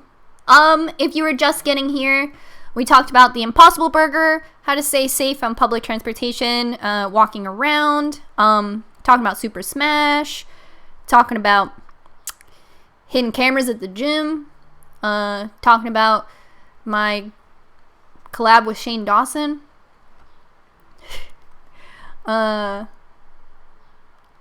Ethan Klein is a gifted speaker. Yeah, I mean, he's really cool, and I guess it's cool that they can have a podcast every week, and I just like, you watch these things alongside a million other people, and you're just like, oh, maybe he would like this topic I submit to him. They do this thing now where they take callers, and I was like, maybe I could call and leave a voice message, but you guys have spent time with me. I can't just say one thing. If I called, it would be like 15 minutes of talking.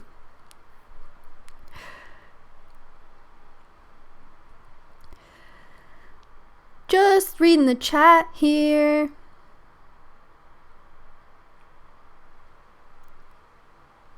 What kind of collab would you love to do with Graveyard Girl? Who else would you collab with? I don't know. I don't even know. Like, I think if she posted this video where she met one of her fans and they hung out for the day, I thought that was cool. It would be cool. How do I say this? It would be cool to hang out with her and get to know her, because I only know her through her channel. And as somebody who can relate and be like, this is the image I'm produced on my channel, I'd love to know who you are and get to know her.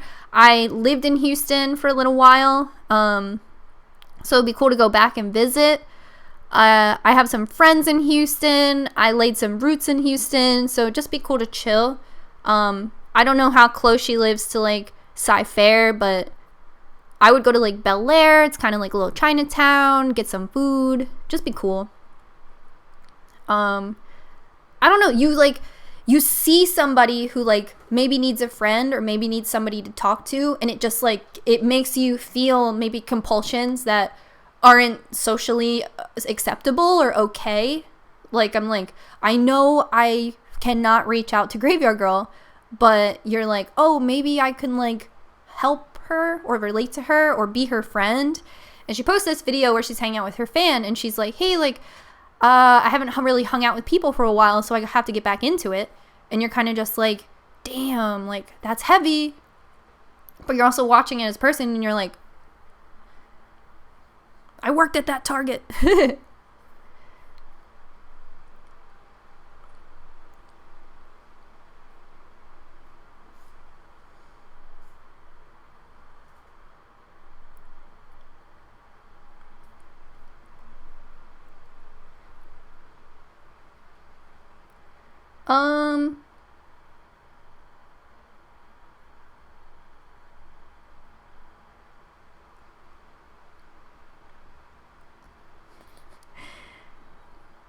When I ran into Ethan, he was literally the nicest guy ever and was like, come in, I need a hug, and I actually cried. That's so cool. Yeah. I love that. It's gotta be hard to live in California and do regular things because you definitely probably get sighted a lot. Running into Ethan and Ela would probably be a lot of fun. So, is it weird to ask a stranger about their tattoos? I just got my hair done and the stylist had a really beautiful sleeve, but I didn't want to seem creepy or rude by commenting on it. Bikini try-on would make you a ton of views. Ugh. So, I think it's okay to ask your hairstylist about their tattoos. They probably get asked a lot, so maybe they have like a discussion they like to get into. I talk to clients about tattoos like all over the spectrum. People will be like, have you ever had any removed? And I'm like, yeah, girl. Or they're like, have you ever... I got a really interesting one. One girl was like, have you ever given up on a tattoo because it hurt too much? And I was like, whoa, I've wanted to. And she's like, that's something I think about. You start to get a tattoo and it hurts so bad that you only have one line and you're like, I'm done. I told her that it's like, it doesn't hurt that bad, but to each his own. But I think it's okay to ask your hairstylist and to a reasonable degree, ask a stranger. I mean, if you approach it the right way, I think most people don't want to be sexualized about their tattoos. But like, I'm open to answering questions about my tattoos from strangers. A lot of people, I know it comes off negative when I talk about it, but I promise I've just been sexualized for my tattoos on occasions that have made me very defensive. So if you approach somebody the right way with the right intentions, I think it's gonna be okay.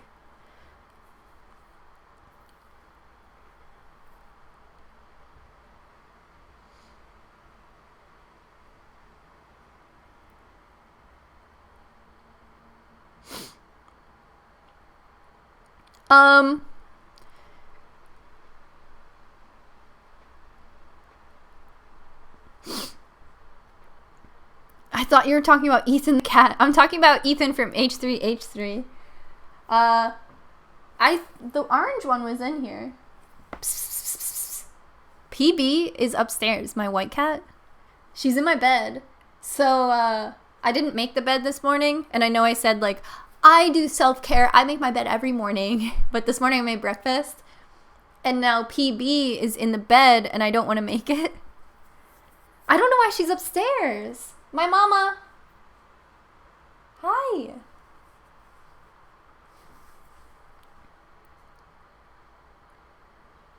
I don't mind when people ask as long as they're like, wow, I would never make that commitment.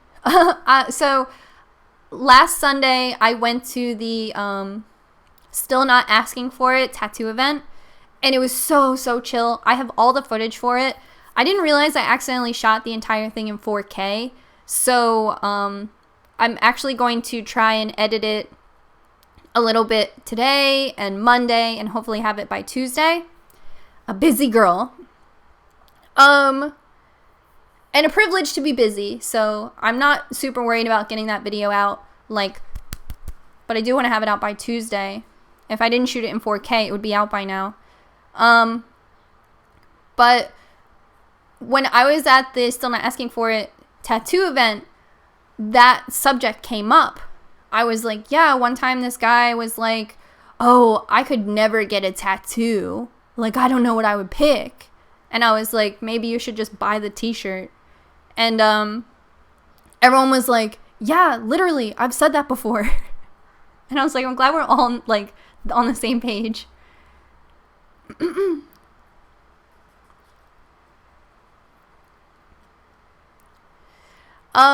And talking about the event, it was super nice. Everybody who was there was really chill. Everybody who got a tattoo was really chill. Some people were telling stories and stuff. One of the tattoo artists there was a guy, and he was super respectful and letting everybody tell their story. He didn't try to like take over any conversations. He like cracked jokes and made the environment really welcoming for everybody, just in case, like, not saying he didn't belong there, but just in case anybody felt sensitive to him being there. It really didn't feel that way. I got to hang out with Cindy Vega. I got to hang out with Qcknd. They're both so talented, and they both tattoo like such different ways. So if you want like a really dope, like traditional, like punk, awesome, like original design, definitely go to Kate. Cindy Vega, a lot of her stuff is like dark, stippling, lots of like very cool, like from her imagination stuff. She did like a lot of roses and stuff that are just like stippled and dark, and the line work's really beautiful. And then Jacob, he's really cool. I think he just moved to Philly. He was actually at Josie's birthday party, so I got to know him. Super funny and cool. And the tattoos he does, he works with like, instead of like a traditional tattoo palette that's like, you know, like red, like cherry red and like marigold and like teal, he bumps it up so it's just like one level closer to pastel. So he would use like a light red and like a lighter green and like a more pastels, but still does traditional work. It's like so pleasing. So just like, I love the palette. It's just literally bumped up the tiniest bit to like in between like dark, true, jewel tone, traditional, and like pastel. He's like right in the middle. It's beautiful work. They all work at True Hand if you ever want to be tattooed in Philadelphia. It is an appointment-only shop, but you can contact the shop. They now have a shop hand. Her name's Tina. She made it like a really great experience for me to film there. It's so cool. I was telling her, I was like, yeah, I've filmed in tattoo shops before, but like it's kind of nerve-wracking. I kind of just pop in and I'm like, is this okay? Is this okay? Is this okay? Is this okay? I'll leave. So she was just like, what can I help you with? It was so cool.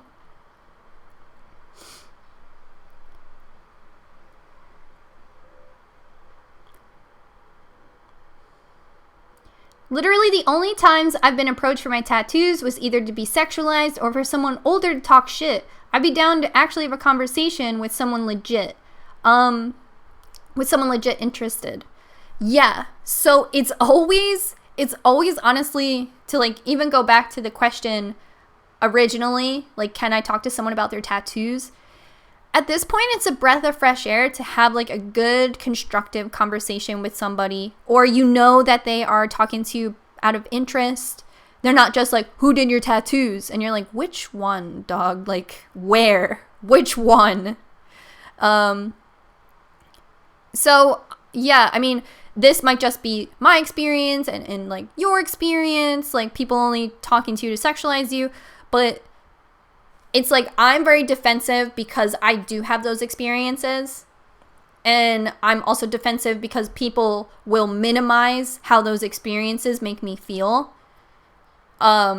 So when somebody actually comes from like an honest approach and they're nice or genuinely curious, or you feel like you've helped them in some way, or they're like a collector as well. I remember when I worked at the coffee shop, this kid came up and he was like, did Mark Cross do your tattoo? And I was like, yeah. And he was like, I thought so. See ya. And I was just like, I'm in love with you. You know, so it's cool. Even, I was on the bus the other day and I was like finding my seat and I walked past this woman and she was like, I sat behind her and she turned around like that. And she was like, let me ask you something. Those had to hurt. And you know, you're like tired of that question, but I kind of loved the whole situation. I loved the like turning around on the bus instead of just like being on her phone. Like she like turned around and wanted to actually have a conversation with me. And I was like, this is happening. So I was like, well, they hurt, but not anymore. They don't hurt anymore. And she's like, oh my God, like I could never do it. And I was like, yeah, as I got older, like my threshold for it is completely gone. So I can't even, it always hurts now. So I feel like, not that I like taught her something, I did her like this biggest favor, but it was like a real conversation. And she wasn't like accusing me of being crazy either. Like, why would you put yourself through all that pain? I don't have a good, like, little anecdote for that. I'm like, I don't know. I can't even donate blood. Like, I'm scared of needles. I can't make the connection. You can't make it. I can't make it.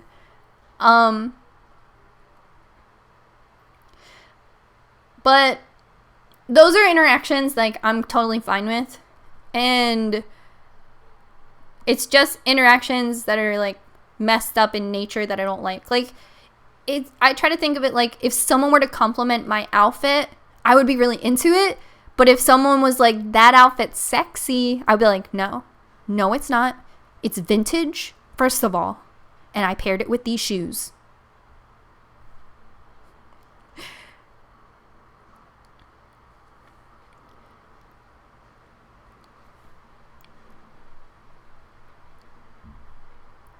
I only have a few tattoos that aren't visible, so when people often ask me about them, people don't often ask me about them, but when they do, they ask for the meaning, and it does annoy me sometimes, but I still do the same. Sometimes I feel like I'm answering the same question over and over again. Like, people do ask me, what does it mean? And I'll joke, I'm like, they don't really mean anything. They're done by talented artists. Like, I like to seek out good work. You know, you say shit like that. Or, like, I remember someone on Twitter was like, that's a Scrubs tattoo. And I was like, or they're like, that's a Scrubs tattoo, I've had enough. And I'm like, it's a Sacred Heart. And I got into the imagery of Sacred Hearts because of Scrubs talking about being at Sacred Heart hospital. And I'm like, no, this isn't really a Scrubs tattoo. I wouldn't tell a stranger this is a Scrubs tattoo, but it is a Sacred Heart, which is beautiful imagery. So it's like, I don't tell people meanings like that, especially when they just like roll your eyes at you. You're like, well, you don't even know me, so I'm sure there's a lot of things I do that you would roll your eyes at, and it's why we don't get along. It's why we're not friends. We would have been friends by now. Hi! You want to say hi to all your friends? Do you? You want to say hi to everybody? He is handsome. He's a handsome boy.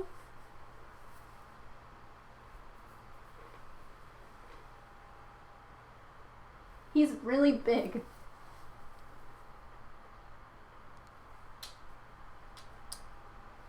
You eating cat food?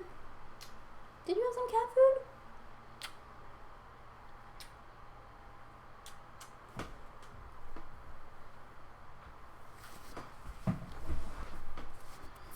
The cats got their flea treatments earlier this week, so you like can't touch them for 24 hours. It was really sad. I was like, can I touch their feet? Can I? Now he's good, but I think they need another flea treatment. I think like you get like a box that comes with a 3-month supply, but we split it between 3 cats, so that's not how it works. I want to be more tattooed than I am scared of unwanted attention, especially in the summer. An observation I have made is that many more people are tattooed now. Many more people. So this, a theory, but I feel like this feeling of, I believe tattoos will become more and more normalized, and the groups and people that do not normalize it aren't really a part of the lifestyle we live anyway. What? You're so weird. So like, I would say get the tattoos if you want them. Oh.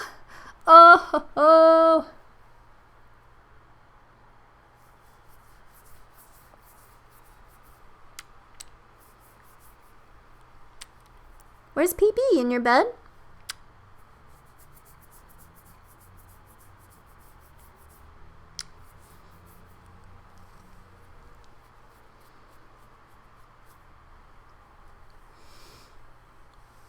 Do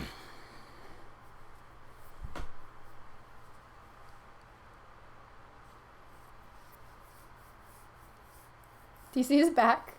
It's weird. You're a freak.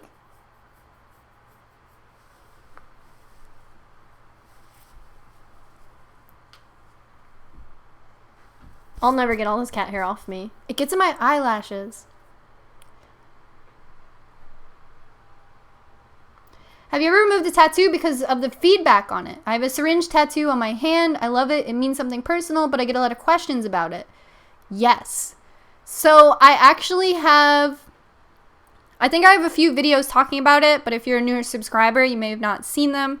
I had tattoo removal done, and I have a video about like why. And I used to have text right here. Now I have like a branch. So I used to have text across the back of my arm, more so on the underneath of my arm, and then it came out of the back. This rose is part of the cover-up. And like one experience that sticks out a lot is that people would read it behind me, and I just didn't like that. I just really didn't like how that felt. When I got the tattoo, I really liked it because it like started at the key right here and then wrapped around. I thought that the placement was really clever. I liked the font that I chose. But like that tattoo was just destined for failure. I like got pulled over on the way home when I got that tattoo and like got a ticket, and then people were reading it, and then at like community college people would ask me what it meant, and I was like, oh, it's just like some poetry, and they're like, from who? For what? Why? And text tattoos, I feel like, get a lot more questions than images. You know, you kind of see my tattoo and an image, you can decide what it means. And that might satiate someone who is going to ask you a question. It might not. They can keep asking questions, but I got my text tattoo removed because I just really was sick of the feedback. And I felt like it wasn't personal because the message was right there. I have since gotten other text tattoos. I have a couple. I have like Joanna Newsom lyrics. I have the word crybaby tattooed on me. I have a big uppercase Q. Stuff like that. They haven't bothered me as much as this did. And I think it's just because people couldn't identify it right away. And they were like, what is that? Or people would read it. I was at Urban Outfitters once, and I was walking up the stairs, and there were two girls behind me just like ripping into it, and I was just like, I gotta go. We're all at Urban, so.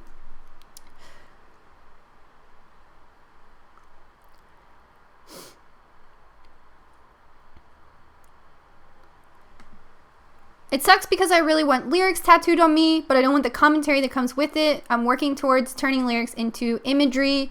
That's what I recommend. I think I definitely say that in the video, that I feel a lot more comfortable like reading lyrics and then getting inspired by them. It's how I have like so many secret Joanna Newsom tattoos, and I think that works with me and like my lifestyle, even though I'm like an introverted extrovert. Like that just works for me.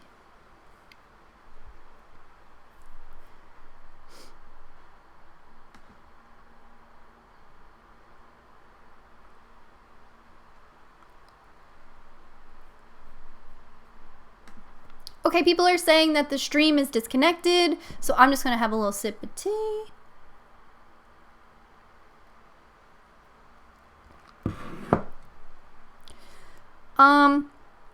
So my final topic on here says advice on working a job that you hate and finding your calling. So I think that maybe most of us or all of us have to work jobs that obviously aren't our career path or just are mundane, not interesting.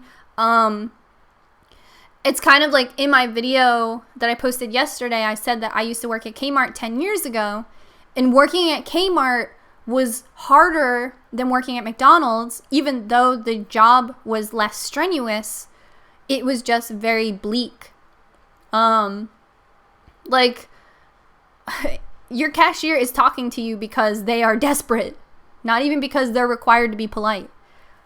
But at McDonald's, it was really fast paced. The day would go by really fast. There was always drama and like making food and running out of somebody, and someone decided to quit just then, and my car broke. Like, at least at McDonald's, it was always like, oh, what's gonna happen? I'm gonna die. And at Kmart, it was like, oh, I put a sticker on my name tag yesterday. And no one noticed yet. Like, I got in trouble once at Kmart because I was wearing a headband. And we had to find in the dress code where it said you couldn't have a headband on. Thrilling!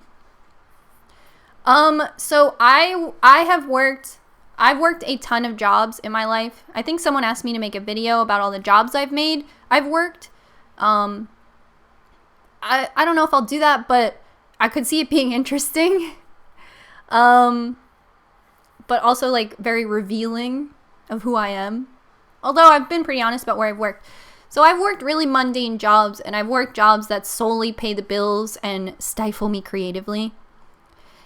And I was talking to that girl, Tina, actually from Qcknd, and she said that she's a painter, but she works at Qcknd as well. And she said that you have to have your show dogs in order to feed your house cat. And I was like, damn, heavy. So definitely, like, I think almost all of us can relate to working like a job that is like really mundane, one that your heart isn't in. I think the best thing about jobs like that is the camaraderie that you develop with the other people who work there. Definitely when I worked at the coffee shop, that was a huge thing, because that working at the coffee shop was like us against them with the customers, I swear. If you work somewhere busy, or if you work somewhere that caters to tourists or anything like that, it becomes us against them. And I know that's terrible for morale, but it was just the only way to deal. So when other people are kind of on your side, at least there's that. If you're old enough to get beers after work, you can do that. I don't feel us against them in my current job, which is cool. Once it feels that way, you kind of like can't undo that. But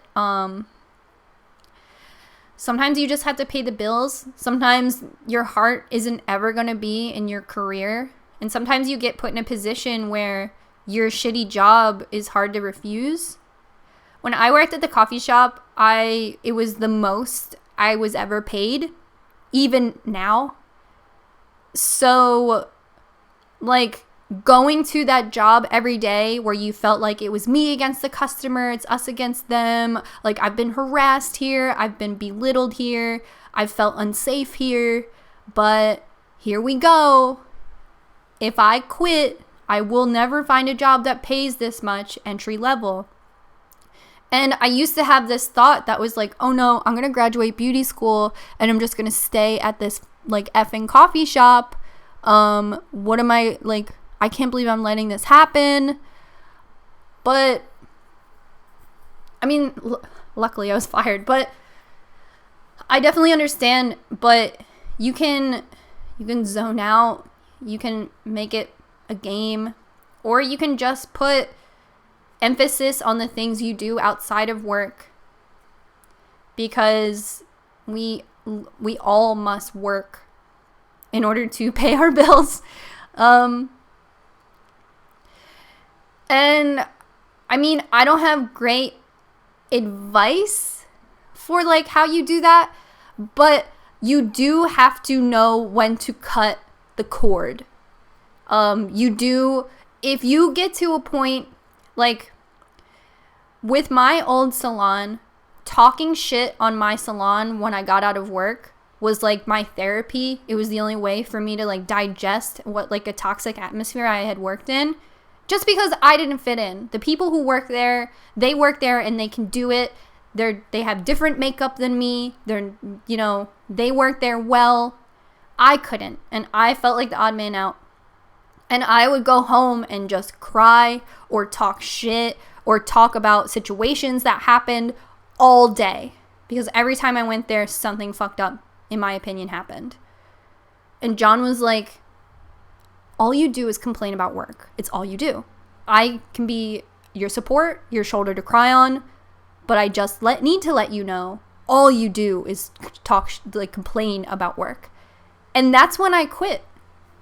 And, I gave my 2 weeks and some change notice, and I didn't want to burn that bridge. Obviously, what I just said sounds kind of discrediting, but I really didn't. And I did, working there was great. But when it gets to that point where it's us against them and feeling like you don't belong in your job takes up so much of your energy and your personal time and your dialogue, and you feel like complaining about work's all you do, there's a huge problem. And you just have to think about it like you have to protect your soul all the time. And protecting your soul has to be just your purpose in life. And you can't always do it. And you can't always predict what you're going to be exposed to.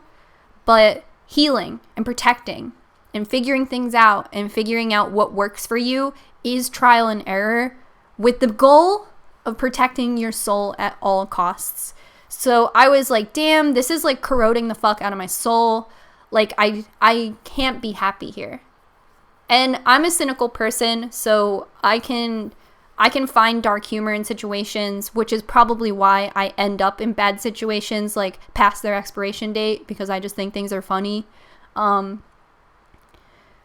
when I quit, everything got better. Not in my life. Half of my hair fell out last summer, but it was a step in the right direction. And even before I figured out all my stuff with how I was really social media dependent, how I was really approval seeking, and how all these things are bad for the person I am.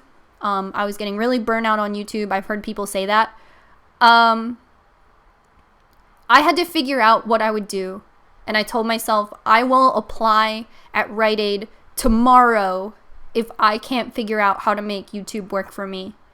So even if you take a step back, even if you take a pay decrease, even if you have worked really hard to progress in your field, if you're not happy and that is a dark cloud around you all the time, you just have to figure something else out, which is the hardest thing to do. So I walked away from an apprenticeship that I had put 18 months into. And I told myself, I'm so close. And to walk away from 18 months of training means I have to start over 18 months somewhere else. And then after those 18 months, I'll be where I was. But I had to. And I rarely toot my own horn. But when I think back at that, I was like, that's really fucking hard. And I can't believe you did that. And I don't even know if I would do that. And I'm you.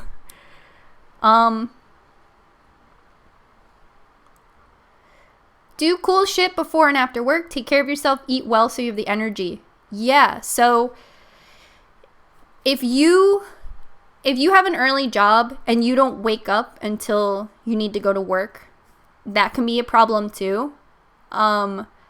It's hard, and our society gets praised for being lazy and stuff. I saw this shirt that was if you love me, you'll let me sleep in. So John and I wake up and cook and eat breakfast together before he goes to work. And he gets to do that. He doesn't just open his eyes and he's like, I gotta go to work. If you wake up early and you get to do something at home, even when the days I had work before we started this, I would sit down and have breakfast and cook it and make everything and eat it. That way your brain turns on and you have time to be yourself and all that stuff. I just think that makes such a difference. And if you're not running late, that way if you run late to work every day starts with a bang and not a good one. So I used to run late every day, and I used to run late every day for my old job because I didn't want to be there. And when you run late every day, you're like, everyone's mad at me. Everyone hates me because I'm always late. But I can't change it because I don't want to be here. And it's just like fucked. So wake up early. Don't run late.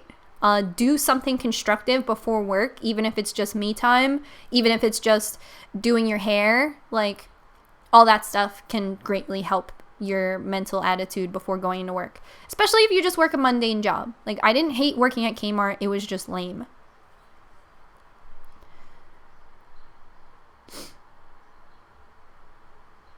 If you don't have to be full-time, don't work full-time. If you can have 3 days off to do your own shit, take the pay cut if you can. Yeah, so I can definitely agree with that. It's a hard thing to agree with to an audience of people who all have different needs and backgrounds. But I used to be someone who worked full-time, never took any vacations, never called out sick, and just like worked, and that was my personality. And it's like, it was my personality for so long, I still can't wait to talk about McDonald's. So if you can like diffuse and be yourself, because if you work all the time, your days off are just you crash and you don't do anything, and it makes you hate your job. So you have to be you a little bit.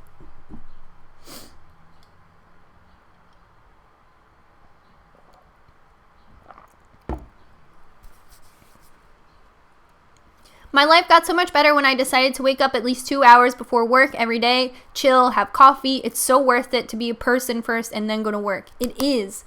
It's just hard to wake up early, and all of us get a pat on the back when we like are like, yo, I slept through my alarm. My morning was crazy. People are like, yeah. No one is ever going to be like, don't do that. You know? If someone comes into work with like a good hangover story, I'm like, then what? Oh my God. Oh, you shit yourself? You know? But people are like, man, you woke up early? Nerd. But honestly, fight it. I swear, if you wake up just a little earlier, you will fall asleep a little earlier and you'll just get used to it. Except fucking John and I have been watching Staircase on Netflix, girl, and we cannot go to sleep before 11. That shit's crazy. Let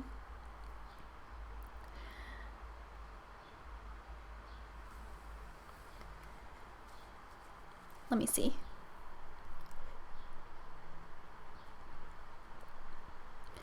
Maddie says, wanted to let you know that even on your bad days, you've been the positive light on my bad days, and that means a lot to me. Keep being you.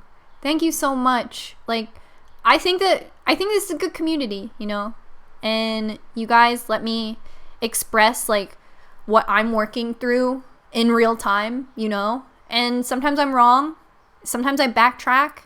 Sometimes I start over, but I'm glad that like you guys can witness it and take something from it and grant me forgiveness and not like hold me to things, because my life's a work in progress, and shit that worked for me when I was 23 doesn't work for me now, and things that are going to work for me next year wouldn't work right now. So it's cool. So thank you.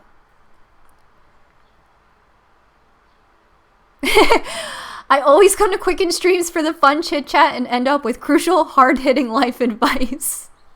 I'm sorry, dude. I don't know. It doesn't start this way. I like wrote Super Smash Brothers on here and I was like, yeah, we're gonna get into it. And now I'm like, protect your soul at all costs. John's like, shut up. Let me be a boy.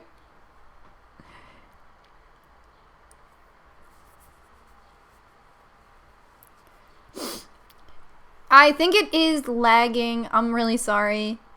I resetted my router before I started. So I got the Ethernet cord so I can plug right in, but this laptop doesn't have a port for it. It's not the newest Mac computer. You guys remember when I bought it. I was still in beauty school. So I'll have to get an attachment. I don't know how to do that. I also got a... got a little doodle pad, and it has software that has to be downloaded into the computer with a CD-ROM, and this computer doesn't have a CD-ROM. Fucking who asked for all this stuff to be removed? So yeah, I don't even know, I just have to look it up, but I have to find the attachment so I can put the Ethernet cord into the computer, and then hopefully our next stream will be better. Every stream it'll be better. Every one.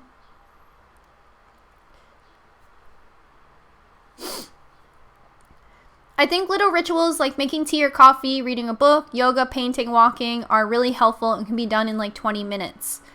Yeah, so, I mean, I have the privilege of living in a city, but in like April, I told you guys in my live stream, Our Strange Addiction, I started walking to work because I did not know how to unplug. And even though it takes me a pretty long time to walk to work, and then you're tired at work because you just walked, walking to work was really nice. You're moving your body, your mind is thinking, you're looking at your watch because you're cutting it pretty close, and it's kind of cool.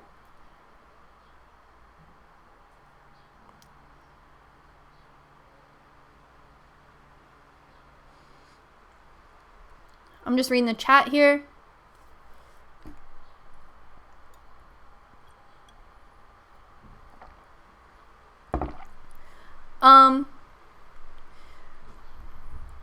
So my week has been really crazy.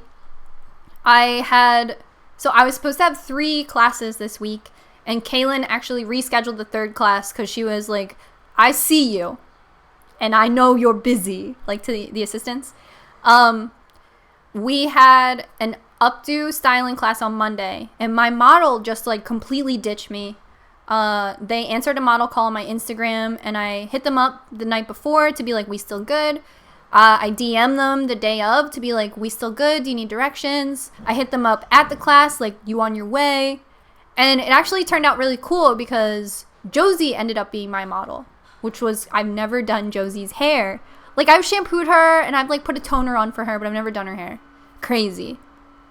And then I ran into, if you remember anyone from the Quack meetup, I ran into her and we actually got lunch. We hung out for hours. I gave her like a tour of my house.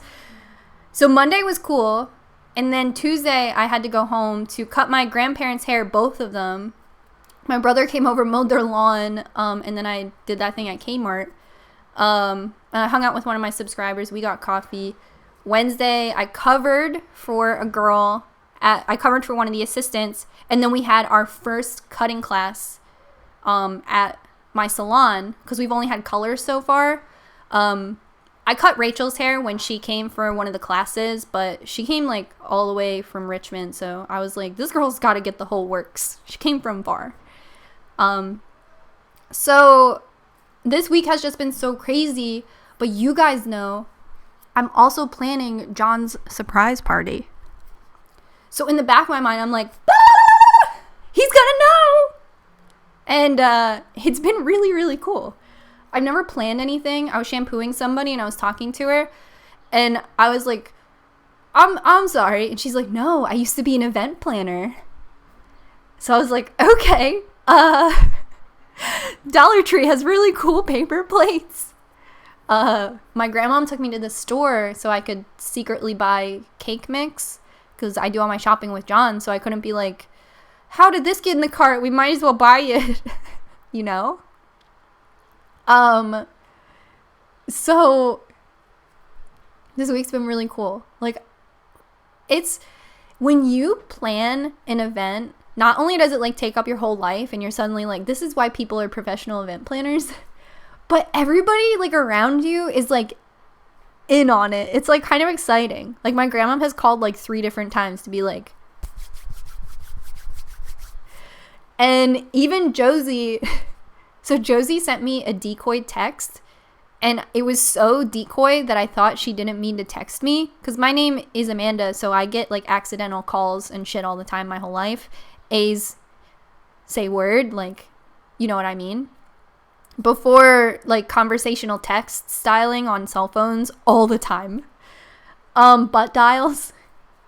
Anyway, Josie sent me a text that was like, oh, I can't make it. I have a cutting class on Wednesday. And, like, Josie's, been on Warped Tour, so I just thought she was trying to, like, text someone in a band. Like, this is what I think Josie's like at home, like, famous. So I was like, Jose, you accidentally texted me. But she read it as, Jose, you accidentally texted me. So I saw her the next day. I was like, oh, did you get that situated? Were you trying to text someone who is, like, famous? And she's like, no, I was texting you, but I didn't know if you were with John, so I didn't want him to see it, so I was sending you code. And I was like, it went over my head, fucking Josie. What are you talking about, you nut? I'm the person you're teaching at the cutting class. So Josie's in on it. I couldn't get my plumber's phone number, so we had to pretend that Josie needed a plumber, too. It's like this whole thing. Everybody's, like, in on it. Except John. Don't tell him. So how fun has that been? I've never planned an event. When I was a kid, I had a Rugrats All Grown Up premiere party, and, like, literally that's the last one. So I must have experienced disappointment with that party and never tried again. I've never planned my own birthday parties because I've been conditioned to believe that a man is supposed to take me to Disney World if I age. So maybe next year, now that I'm into it. I've been planning this part. I've been taking a lot of notes, like, on the party too, and just asking people for advice. Luckily, the party is, like, at a venue. So, like, not a venue. It's at, like, a place where things happen. So that's been easier. So sorry.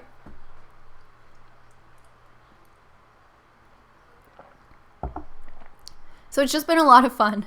Josie was like, you made me lie for you. I'm like, you're gonna be there. What are you talking about? I can't go into my house and, like, bust up my toilet and be like, oh, we're going to need the plumber to come.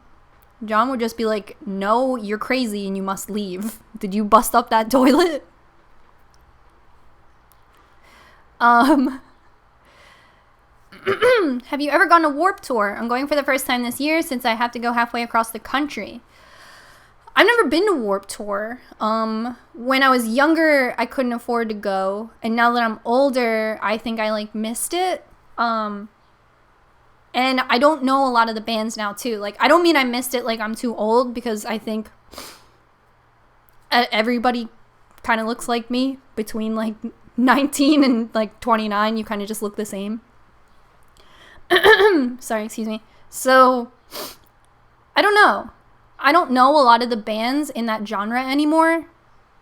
And Josie's told me some crazy Warped Tour stories, so I'm kind of just like, I think I got the meat.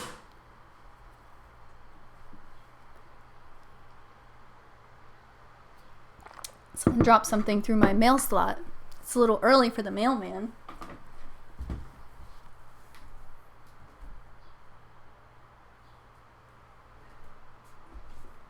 Oh no, it's mail. Whew. I've been getting a lot of coupons in the mail from Crate and Barrel, and I'm like, I can't afford to shop here. It doesn't matter what % you give me off. I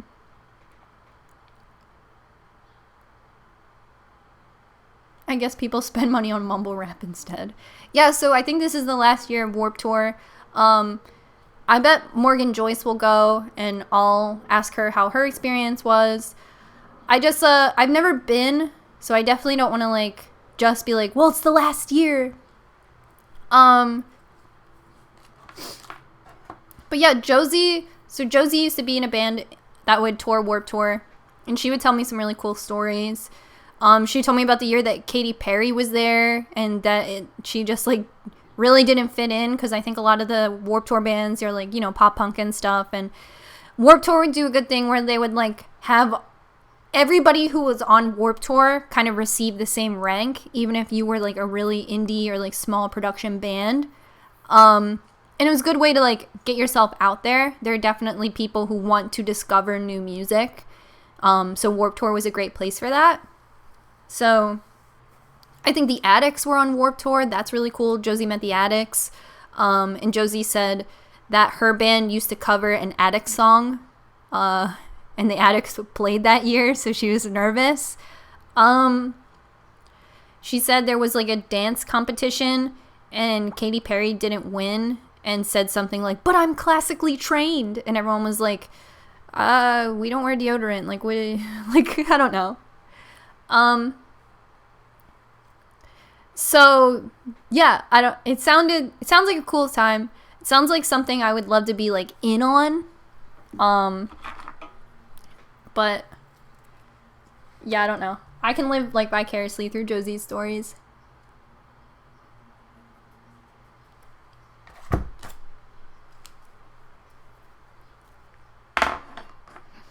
Ooh. I have an OtterBox phone case, and there's a lifetime guarantee. So if your OtterBox breaks, you just like fill out their warranty thing and they send you a new one. So my little like this part broke, like that part, and they sent me a new case, but it's not the like girly camo case, which is fine, but it also has a hole in it for the Apple logo to be visible, like any of us care. It's obviously an iPhone, so I can't put a sticker on it. And I have this Starhead Boy sticker on here, so now I'm just like riding out this old case. I'm gonna wait till it's like completely fucked. So Josie's in the AKAs, if you've ever listened to them. She said that she had a dog walker once who, they go into the house, and I guess the dog got up the stairs or whatever, where Josie keeps her like framed band shit. And she said the dog walker like completely geeked when she found out that she was in the AKAs, and she was like, yeah, I don't know what to do about it now. She was in my house. What would you do?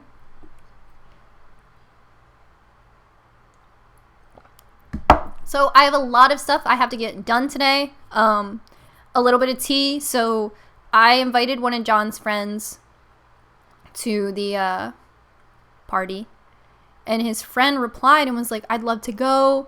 We're moving, and I haven't told anyone we're moving yet. And the birthday falls very close to that date, but we can make it." And I was like, oh my God, I'm the only one who knows this information. Now I'm part of the lie, like Josie. And I was like, okay, cool. Okay. So John called me yesterday and he was like, oh my God, like my friend is moving. And I was like, which? Oh my God. He is? Well, I mean, which one? Like what? Where? Who? So we're going to like their goodbye dinner tonight, but I also know that he'll be at John's party. So I'm a part of it. So tonight I'm going to be like, I will miss you and your wife. And your wedding was the only wedding I've really ever been to. And it's very kind of you. And your first dance, I cried. It's so drama. But it's going to be a lot of fun. I'm really excited. It's cool to be like in on all this. It's a little much. However, gotta catch up on laundry, and the living room is like really needs to be vacuumed. There's so much cat hair. If I don't vacuum every day, I just like I said, there's like cat hair in my eyelashes because it's just like everywhere. I wonder if we can get the orange one in here first. Psst, psst, psst. My boy. We'll see Olive, and then I will bring this live stream to a close. Gotta go to the P.O. box. So make sure you enter the giveaway. You just have to like and subscribe, and leave a good contact.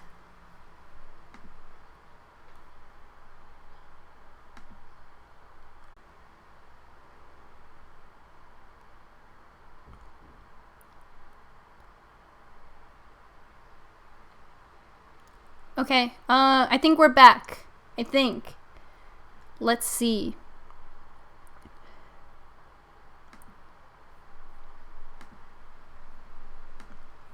Okay, we're back. We're back and in good stream health. So, don't forget to enter the giveaway, and if your YouTube channel I can't interact with, make sure you leave a good contact for yourself. I want to have these giveaways every week. I was actually contacted by a company who wants to do a giveaway on my channel already, which is really cool. I have to sign a contract though, so I'm still thinking about it. But for now, you know, I'd love to give away like Cousins Collective, like such a staple on the channel, you know, I'd love to give it away. And I will be picking someone for the giveaway last week, so definitely put your contact out there if you have a better way for your contact. And if you commented at all in the super chat, if you comment in the super chat, it will be posted in the description for next week's video. So make sure you do that. I'd love to have like you guys in the video, you know, shout yourself out, you know, talk about whatever you want. That will be posted forever in all of the live streams descriptions. You can see in the current description right now all the live stream comments from last week. Thank you guys so much. I love these Friday shows if you're into them too. You can always post submissions for the live stream on my Twitter. Constructive feedback is really good since I'm just kind of like feeling these out as I go. You can see like the microphone is in the video because the audio wasn't so good in the last video. I tried to get the Ethernet cord, but now it just needs to be attached to my computer. So all of your like their constructive feedback helps. I don't like you, doesn't help anybody. Just makes me feel bad and then makes my day slower. So thank you guys so much for participating. Thanks for everybody who participated in the group chat. I mean the super chat. We love you. Thanks everybody for subscribing and all your feedback. Definitely check out the Kmart video. It's a little different. I don't think it's bad. I think it's I rewatched it this morning because I was like, not like tooting my own horn. I mean, like I was just like, I'm into this content. So I'm gonna grab Olive and be right back. So stay tuned.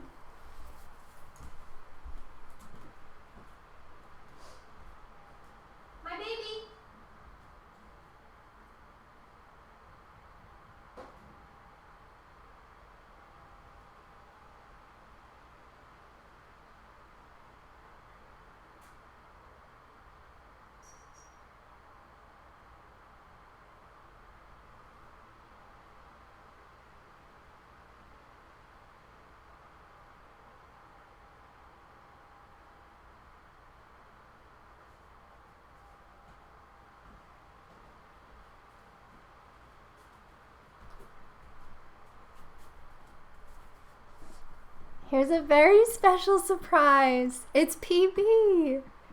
Hi, honey. Are you on the internet? Hey. Her tail is the best.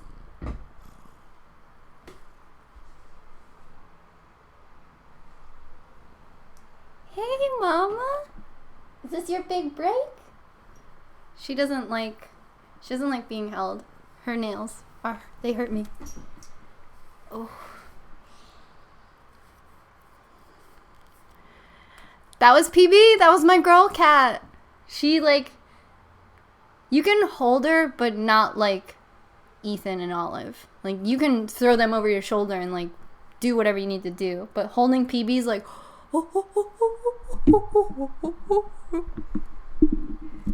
I can't believe you guys met her.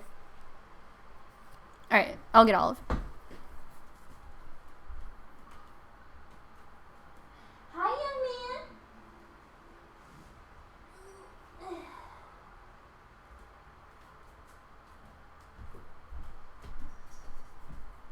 He's little. He's so little.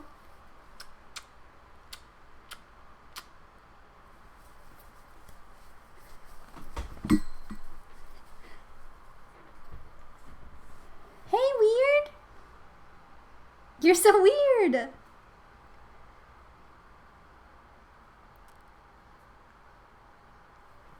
I love them. Yeah, PB's definitely limiting her time on social media. She is not on Facebook.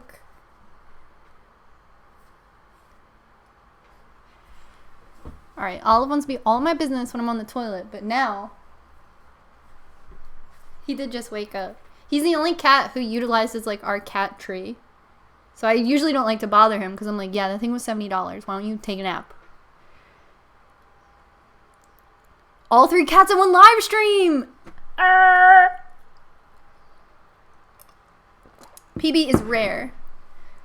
She went back into our bedroom. PB, you might not know this, but she doesn't leave the couch. So all day I've been like, nobody bother her.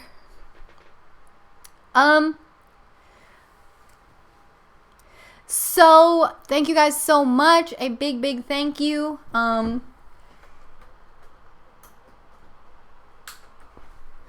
Sorry, my eyes. A big thank you to you guys. Thank you so much for joining for 5 Fact Friday show. Thank you guys for submissions. You can always submit questions and you can submit topics and stories that you want me to cover. I love it.